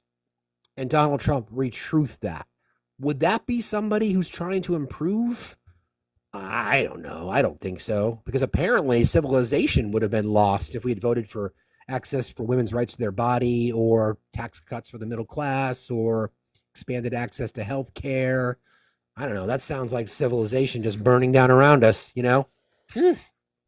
Wow. Damn. So we know that Trump has never admitted that he needs to amend his behavior because he feels he has nothing to amend. And that wasn't that long ago. That may have been only 3 months ago. We have not heard him change his stance since, and he has been asked several times about that comment because it was it was so shocking and so arrogant, right? But what do we have? Right? We have people who continue to apologize for this person, continue to put him on a pedestal almost as if he's an idol and they're worshiping him, which last I checked would not align with Christianity at all. Right. Something about placing other gods before me is a no-no. Yeah, something like that. Right? Yeah. So it's interesting. And let me just say, for a guy who spent his time in the Navy in a riverine unit and spent some time in Panama, None of us lost anything in Panama, so we don't need to go back to find it. So this was a again cyanide because you think that Donald Trump is trying to change. So this is just from yesterday on Lie Social. Okay. Biden is doing everything possible to make the transition as difficult as yes, I put two as's together. Biden is making it impossible as from lawfare such as has never been seen before to costly and ridiculous executive orders on the new green scam and other money-wasting hoaxes. Fear not! These orders will all be terminated shortly and we will become a nation of common sense and strength. MAGA 2024! Sounds like a guy who's really trying to change. Whew, man. And what exactly has our current president, that is President Biden, done to thwart the smooth transition between administrations? Is it that A, he's still acting as if he is still the president? B, somehow did the same thing that Trump did and Trump's feelings are hurt? Or C, Trump, once again, is lying to his base? Gee, let me think about that. I'm going to go with C. Do, do, do, do, do, do, do. What is lying to his base for 500, Alex? I have one more. I have one more for you. Okay. Many people in Canada love being the 51st state. The United States can no longer suffer the massive trade deficits and subsidies that Canada needs to stay afloat. Justin Trudeau knew this and resigned. If Canada merged with the U.S., there would be no tariffs. Taxes would go way down, and they would be totally secure from the threat of the Russian and Chinese ships that are constantly surrounding them. Together, what a great nation it would be. Man. The fact that his base doesn't understand the following basic concept that most people as a sophomore in high school would learn. What is a sovereign nation? Yeah, you might have missed Fruity Pebbles earlier today. I first of all, Fruity Pebbles. hats off to Post cereal manufacturers. I love me some Cocoa Pebbles and I love me some Fruity Pebbles because of the color of the milk. Oh, of course. And the slurping the milk at the end. Yeah. Dude, bro. And also, no, chocolate milk does not come from chocolate cows, but that would be fucking awesome. Yeah, it would. I'd have a cow. I would too. Again, just to go back to Cyanide's comment about how Trump is trying to change. Again, Yeah. I sent you an invite, Cyanide. If you could please come up. If by change you mean getting stupider and stupider as the days go by and becoming even more unhinged, he's already going to be the oldest person ever elected to the office. There are people in his inner circles that are suddenly getting more and more concerned about his health. He's already reached life expectancy for an American man. So, I don't know. He's making threats to go after Greenland, sending his son to Greenland along with Charlie Kirk, the Christian nationalist. Yeah, it doesn't sound like somebody who's changing. I'm just saying. Charlie Kirk is Jello soft. Charlie Kirk, yeah, I'll show you this picture. It's just freaking brilliant. It tells us everything we need to know. Where is it? Gums. Right there. Look. Don Jr. in Greenland. Who's that? Who's that right there? Who's that? Charlie handsome Kirk devil? always looks like he hasn't showered in several weeks. Charlie Kirk looks like what my dog leaves behind after he's gotten into something. A Trump? Okay, so sovereign nations, people should understand what a sovereign nation is. Also, by the way... Hold on. Okay. RJ, the cringe aunt. Maybe we can get facts of Mini Highland Cow to be Kipper's BFF. No, do not give Cookie any additional ideas. Thank you very much, RJ. Okay, But hold God on. damn If we it. could genetically engineer a Highland cow that only produces chocolate milk, I'd be down for that. That'd be great. right? Could you imagine snuggling how warm you would always be? Eve, It's like having a Eve, I think we're all set. But thank you, though. I appreciate you. okay. Also, folks, the President of the United States does not get to rename a body of water. Although, I will say this.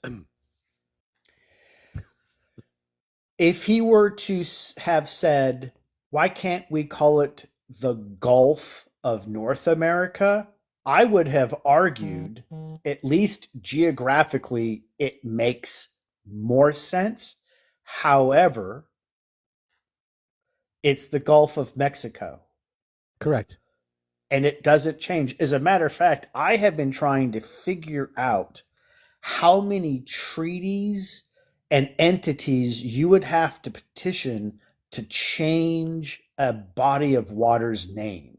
I'm fairly certain you wouldn't be able to get through all the hurdles and get consensus, because if we think having an amendment to the Constitution is difficult, imagine getting the entire world to acknowledge that the Gulf of Mexico is now the Gulf of America. This is what he had to say about it. So we'll just listen to the immortal words of the twice impeached, four-time indicted, sexually abusing fraudster felon, now convicted and confirmed felon.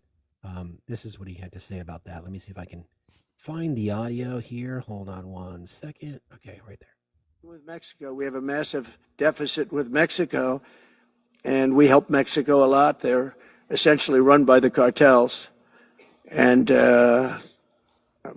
can't let that happen. Can't let it happen. Mexico's really in trouble. Totally. A lot of trouble.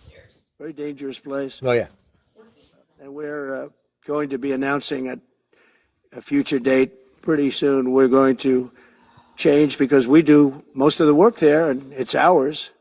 We're going to be changing, sort of the opposite of Biden, where he's closing everything up, essentially getting rid of $50 to $60 trillion worth of assets. We're going to be changing the name of the Gulf of Mexico to the Gulf of America, which has a beautiful ring that covers a lot of territory. The Gulf of America, what a beautiful name. And it's appropriate.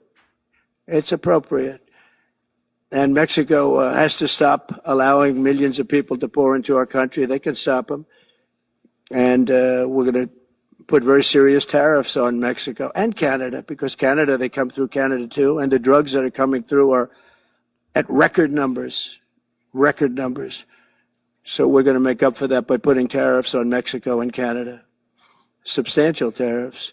So let me get this straight. So to punish Mexico, he's going to, you heard it himself, we're going to be announcing it. He's going to change the name of the Gulf of Mexico to the Gulf of America, and that's going to punish Mexico? Okay. I'm trying to figure out, what does it mean we do most of the work there? I don't know. What we laugh so we can avoid crying. Yeah. What is the work there? I don't understand. It's a body of water. I know what it is, Obi. I got it. I figured it out. When he renames the Gulf of Mexico to the Gulf of America, the price for a gallon of eggs will go down. Oh, Yep. yeah. Also, can someone explain to me how someone comes up with a number of 50 to 60 trillion? Of what? Is he trying to say that the potential revenue for drilling wherever he wants to drill is 50 to 60 trillion dollars? Because that's not true. Of course not. I don't even know if on the entire globe there are enough natural resources of any kind that could total 50 or 60 trillion dollars, because that is a Herculean sum of dollars. It's MAGA math, brother. The likes of which have never been seen. And MAGA maths, I should say. Right. Maple Tree, how are you today? Good, and yourself? Fine, thank you. What's on your mind? I heard you guys talking about the Gulf of Mexico thing, and I don't follow politics closely enough, but didn't he also say something about like a peninsula or some area, something about how he wanted to name it Trump's body of water? This was like, I don't know, maybe a couple weeks ago, maybe a month back. He was on vacation somewhere and said something about like, oh, this would be great if it was America's or something like that. It was, I want to say it was down like near the Caribbean or something. Oh, that's possible. I mean, sure. Don't forget. I mean, you guys get used to him talking about Mount Rushmore. He's going to be pushing that to have his face put on Mount Rushmore. I guarantee you're going to hear more about it. And now that Kristi Noem, his DHS secretary, the former governor of South Dakota, which is where Mount Rushmore is, don't think that's a coincidence. Yeah. Crazy, right? Nice. Yeah. Thanks, Maple Tree. I appreciate you, brother, for being here. Appreciate you. Appreciate you too. See you later.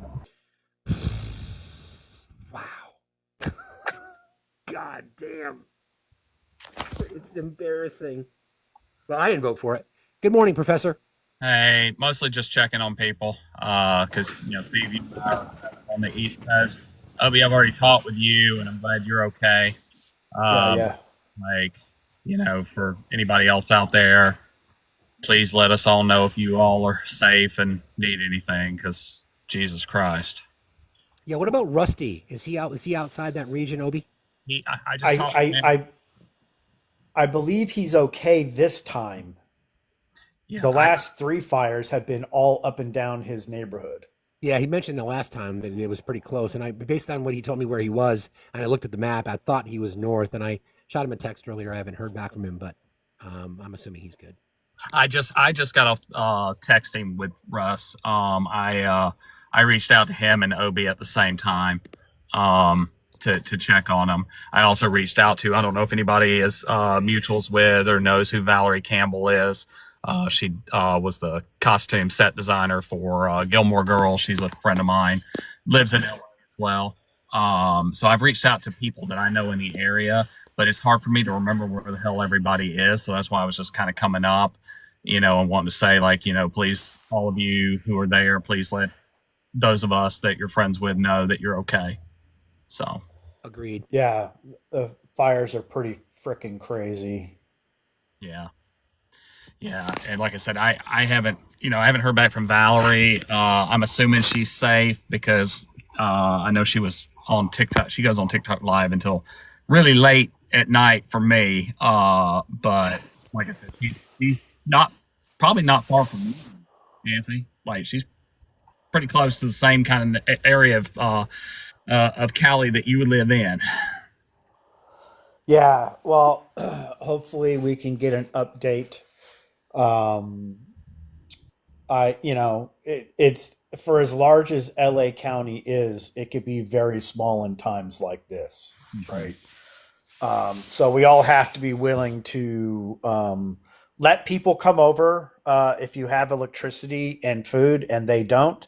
And, just make sure that everyone's car has got some gas in it and is ready to go. And then just, slog your way through and keep an eye on your gas gauge. And when you need to get gas, pull over and get gas. Don't sweat the small stuff. I literally got caught in a forest fire in Oregon while I was on my motorcycle.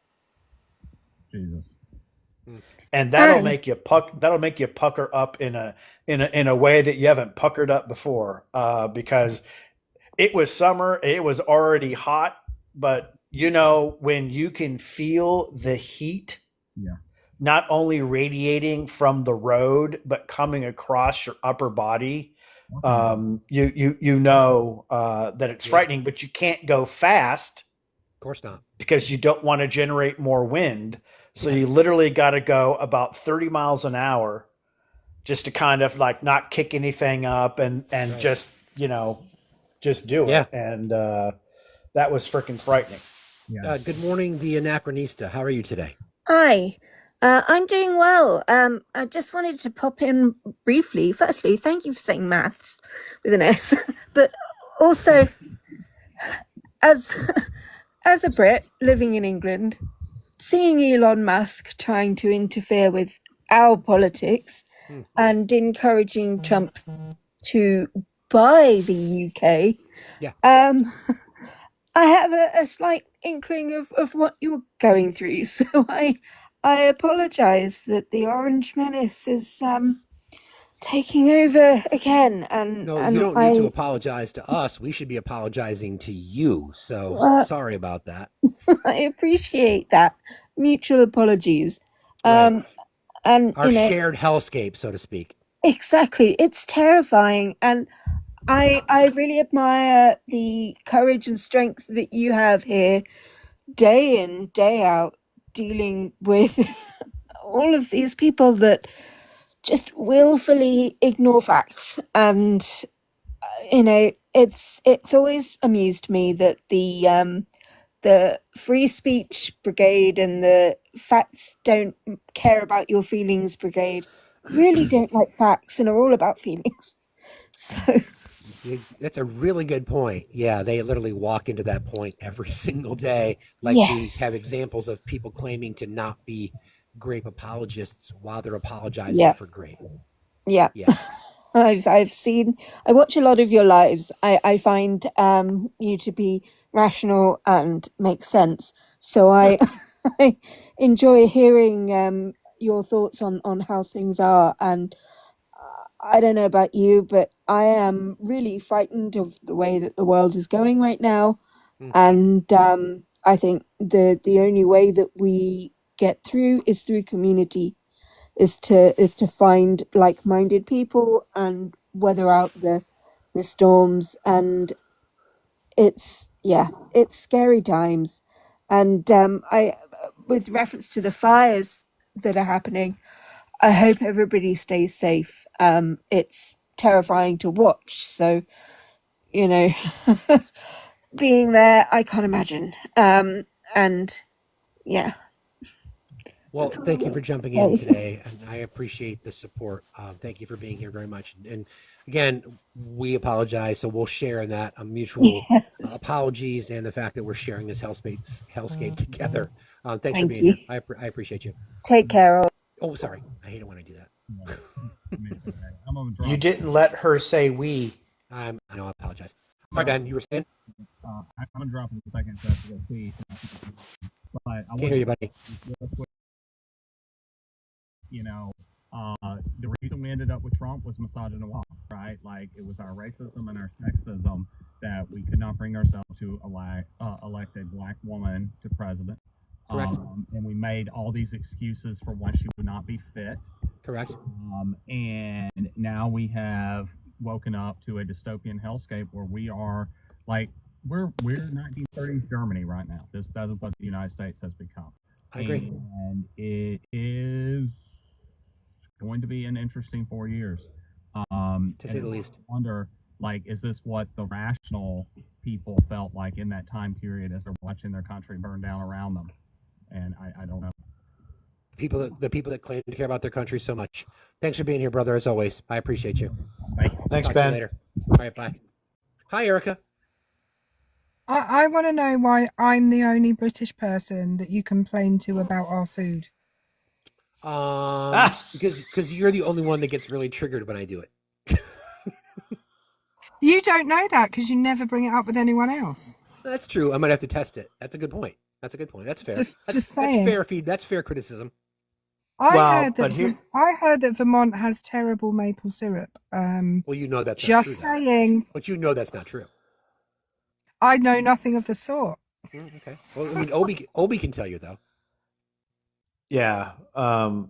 First, let me ask a question because Erica brings something up and then my mind jumps.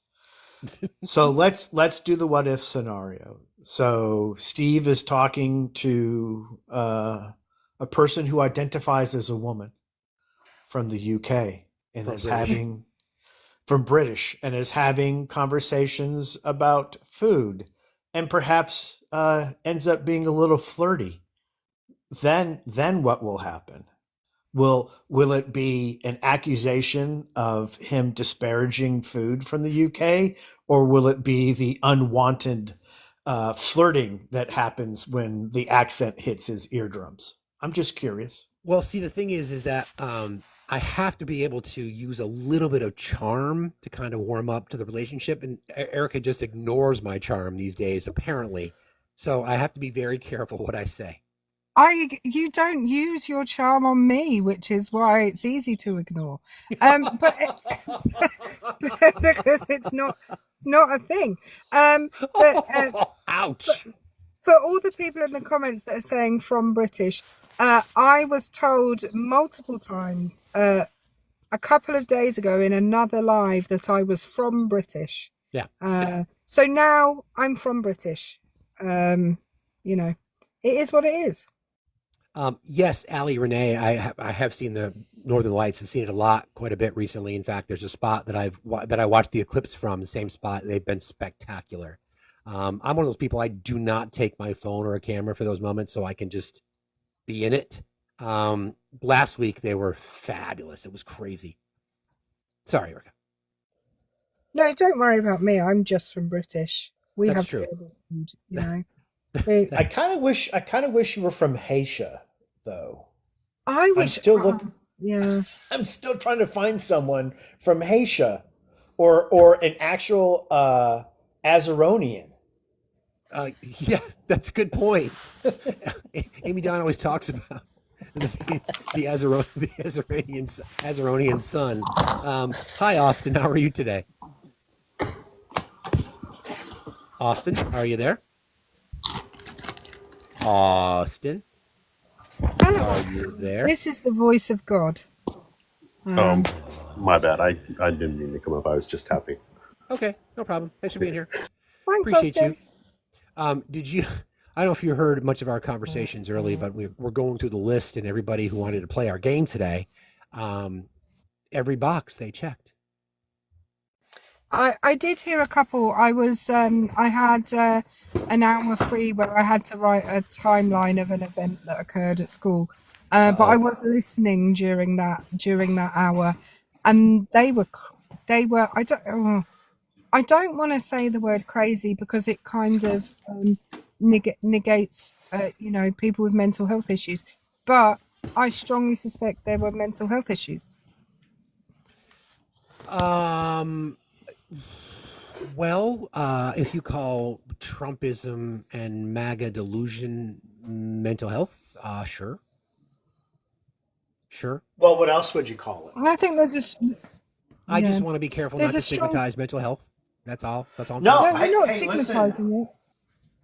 As a guy who suffers from mental health issues and is neurospicy, I don't see that it. From my opinion, personally, I don't feel diminished in any way, but I think it's time to unpacking this and not tiptoeing through it. That's fair. Yeah, I mean, I'm sure. Because sure. I don't know if it's like, akin to being bipolar or having ADHD, but there is something in their brain that is not operating in a particular manner that could be easily identified. But what can be identified is that the patterns that come from their brain and out their mouth are a cause for concern. And that would make me say, maybe seeing a mental health professional would be a good idea. So from that perspective, I think there are possible mental health issues that do need to be addressed.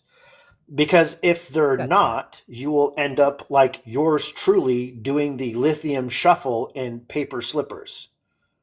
That's fair. That's very fair. I think the example that I talked about this earlier because we went through the exercise where a KGB officer from the 70s talked about the 4-step plan, the demoralization, crisis, and ending in that normalization. So I would say that, yes, being susceptible to those things, then falling into the trap are perfect examples of mental health. Yeah, I would agree. Yep, I would agree. Yep. I'm sorry, Erica, go ahead.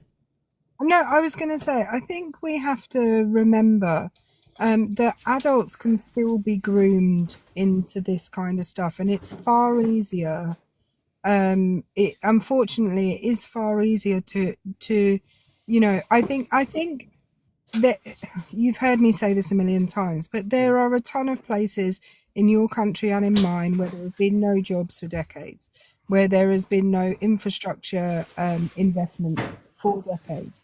And the people in those areas must be going through some kind of depression, not just an economic depression, but also an emotional depression. When you have no prospects and there is no way to look up, we have a way of coping with that with the human body, and one of those things is depression.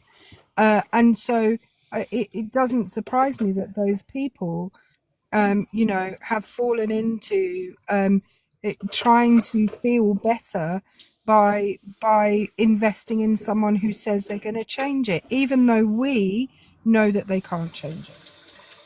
Yeah, I mean, I think that sort of speaks to these. I was again referring to the four steps. They talk about demoralization, then destabilization, then crisis, then normalization, and we've seen every one of these steps on display today. We see it every single day when we're talking about it. You know, you tell the white man in this case in America that they're the victims, that you're going to lose your grip on society because of all the brown people, because of all the gay people, because of all the trans people. So then that gets them destabilized, which then turns to crisis, and then it becomes normalized behavior.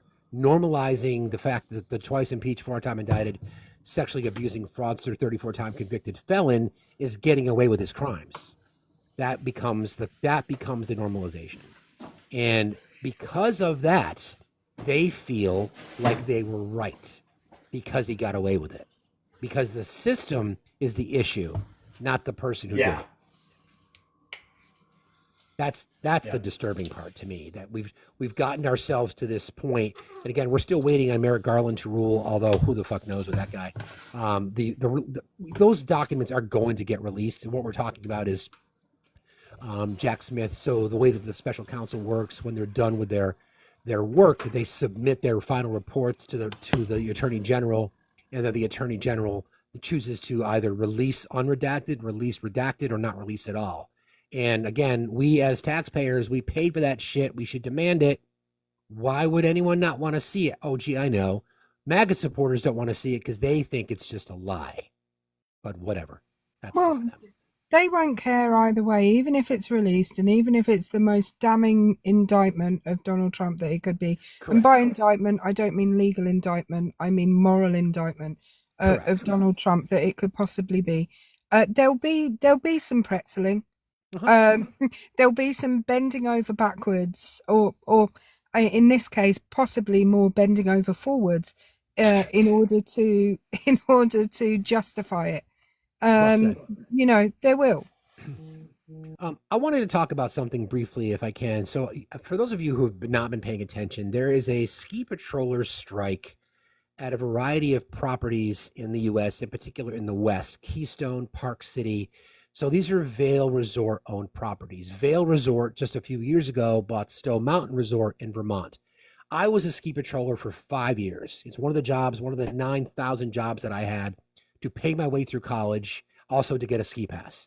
And I got mountain certification. I came upon some nasty shit as a patroller, like bones sticking out of legs, sticks to the eye.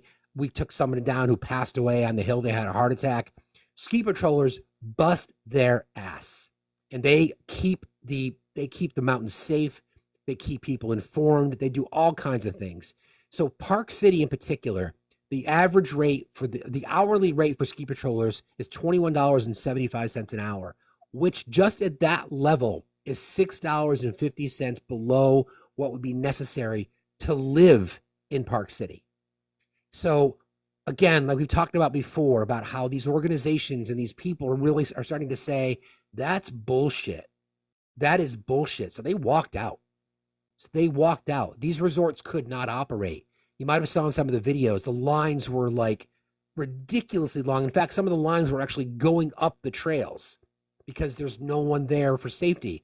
So the resort has to bring in scabs to function, because of course they still want to charge $300 for their one-day lift ticket. So props to the ski patrollers and if anybody participates in winter sports, again, somebody who grew up doing it, somebody who was a ski patroller for many, many years at a variety of mountains in our state. Thankless job. All conditions, you're out there. You do it because you love to do it. Props to them for standing up to corporate America and corporate greed. All right. Thank you for letting me throw that in there. I appreciate it. Be heard. How are you today? Hey, good morning. Well, we're hoping to get some snow here where I'm at, but we'll see. We have a lot. We got to We talk. do not. We have it hasn't snowed here since, well, it's been 3 years. So What I'm is on ready. your mind today, friend? All right. So, I've been listening to you guys this morning talking, and you're doing a fantastic job talking about Christian nationalism and the church. And I've been on here before, and I've talked about how I was involved in the church for years, and I was a Republican for years, and I no longer do I attend a brick and mortar church. Um, and one of the things that I've said a lot to people is that I never once saw Jesus use the government to accomplish the Father's will. And if I had to summarize the New Testament in just one word, that would be the word of love. And that is something that is missing from Trump. That is something that is missing from the MAGA cult. Now, I will tell you, I have been unfriended by a number of church friends. I've been unfriended by my pastor that married us. We were very close, considered him family. And so now I have lost. There's so much carnage behind me because 2016 happened. Not only because of MAGA, but also because of C-19 and how he mishandled that and gave people the right to, feel like they were taking away your right because you're making this communist. You're a communist because you're wanting to make people wear a mask. Now, I wanted to read to you. This is what I find interesting. Someone that attends my old church said a couple of things, but I'll try to. No, read the first one. He said, read between the lines, America. The Democrats have no intention of there being a peaceful transfer of power. Fool us once, fool us twice, it's our fault. And I'm just like, are you serious? And then it gets better. And he says that the 20th can't get here fast enough. Democrats pushing immoral woke slime balls into office as fast as they can. They will do anything and stop at nothing to frustrate and derail what should be a peaceful transfer of power. Anything. God, please save us from these godless, shameless devils. Lord, at this point in time, only you can help us drain the swamp. We can't do it without your merciful intervention. God, forgive us and heal our land. And I'm just like, are you kidding me? From the same guy that unfriended me years ago, who was part of my life, who helped pray for my kids because they're miracles. I had IVF in my 40s. Okay, so you surrender the ability on social media, because I don't live there anymore, to see my miracles that you helped pray for grow up. Because that's how I watch some of my friends' kids grow up, because I don't see them. And so to me, I'm at the point now where I don't want to hear or say anything to anyone that I absolutely love talk about Trump anymore. My dad is a MAGA. He voted for Trump, and he treats my mom like a piece of shit. And I've always had issues with it. And I posted something yesterday, and he said, "Why do you keep putting this on here? It's over. America voted. Oh, the Democrats lost. Let it go." Oh, just like you all let it go when Biden was president or Obama. My dad blamed Obama for years for anything. Stub your damn toe. Well, it's Obama. Of course. Yeah. And I'm just to the point now and I was listening to your lives, and I know that you've been, have had issues getting on your other account and back on here, and it's continued to be a problem. And there's a lot of people that feel hopeless. There's a lot of people, like my friend Marty, whose account was completely banned, Yeah. all content erased, and then his second account's getting into some trouble, and it's really hard because people like us that think like we do, they're trying to force us into silence.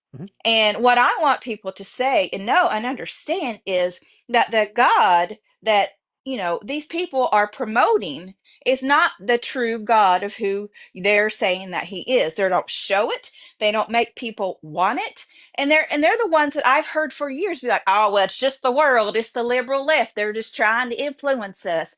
Well, let me tell you, I've never known of a man wearing a dress that tried to take over our country. Have you? Nope. That's all And, point. and That's the point. The distraction is the point. right. And that's my husband said, and you all touched on it earlier. He was like, you know what? We need to focus on actually what Trump does instead of what he says. Yeah, that's always well. We also have to. I think that's dangerous. We also have to listen to what he says too, because he gives us True. clues, even though he's ridiculously stupid. He gives us clues because part of the clues he gives us are the distractions, like this whole, erection he has for Panama. Ugh, sorry, I even said that. This whole whatever target that he has for Hard Greenland on. and Canada and in Panama. These are all the distractions because he's still putting billionaires in power. He's still talking about breaking down democratic norms, small d. He's again, small d. We're still, we're in this system that he's created now, and now we've got HR 7, a bill on the House floor that basically means that women cannot get any kind of health care at all unless they get permission from a man in their life, whether Oh it be my their God. husband, their father, a priest, the whole 9 yards. So we have to listen to what he says too. Yes, of course, what he No, does is important, you're but right. we have to listen. Well, It, people have said to me, because they know I'm passionate about Christian nationalism and stuff, and they're like, "Well, I don't know if there's a way forward." And I've said, they're like, "I can't get people to understand." It's very, and Martys are very rare that understand that what they've actually voted for and have changed their mind. But what has yeah, happened, and you know this, they have these people that, like the pastor that I just read post about, they believe that they're truly on a mission from God. That Trump is the one that's come in on the white horse. Yes, he's not perfect. Yes, he says stuff, right? It's funny how they can legitimize anything he says or does, but I yet know. they want to judge the hell out of people. I know. And Erica, you had requested to come back up again. Did you want to have? Did you something you wanted to add to this? Erica, Erica, are you there? I can't tell if her mic's on or off. it's on, I think. Erica, I don't think she's there. Maybe not. Aw. No, Well, I Obi, hear I hear you, be heard.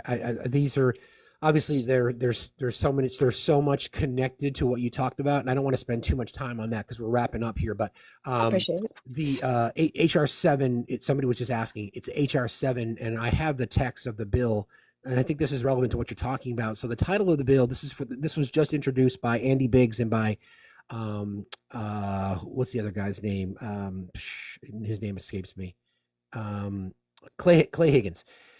Recognizing the importance of access to comprehensive, high quality, life affirming medical care for women of all ages. The title sounds great, but if you read the fine print, healthcare for women should also, whereas healthcare for women should also address the needs of men, families, and communities as they relate to women's healthcare.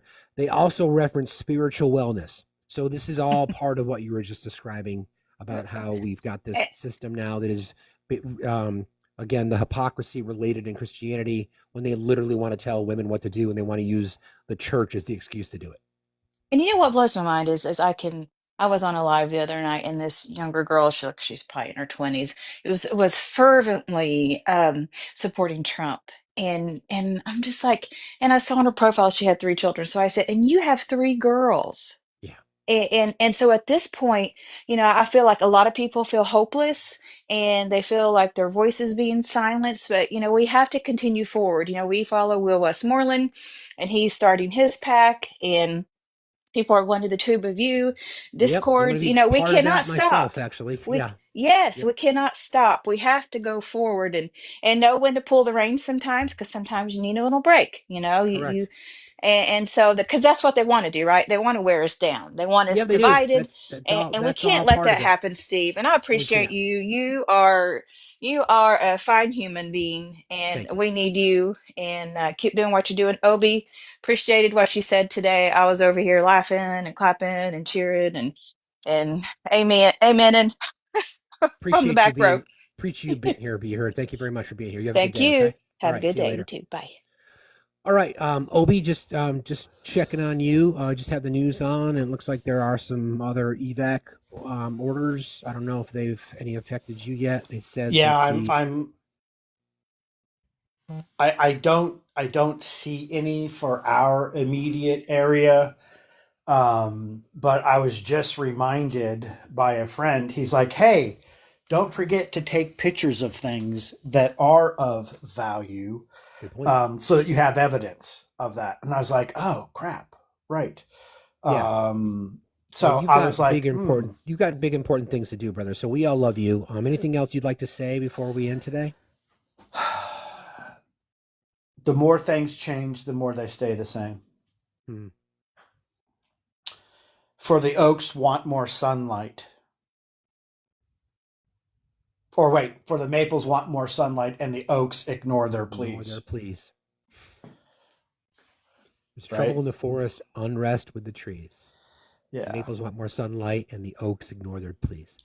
I find it absolutely amazing that Neil wrote that song so long ago and how true it has become. Yeah, it's so... Hat tip Neil.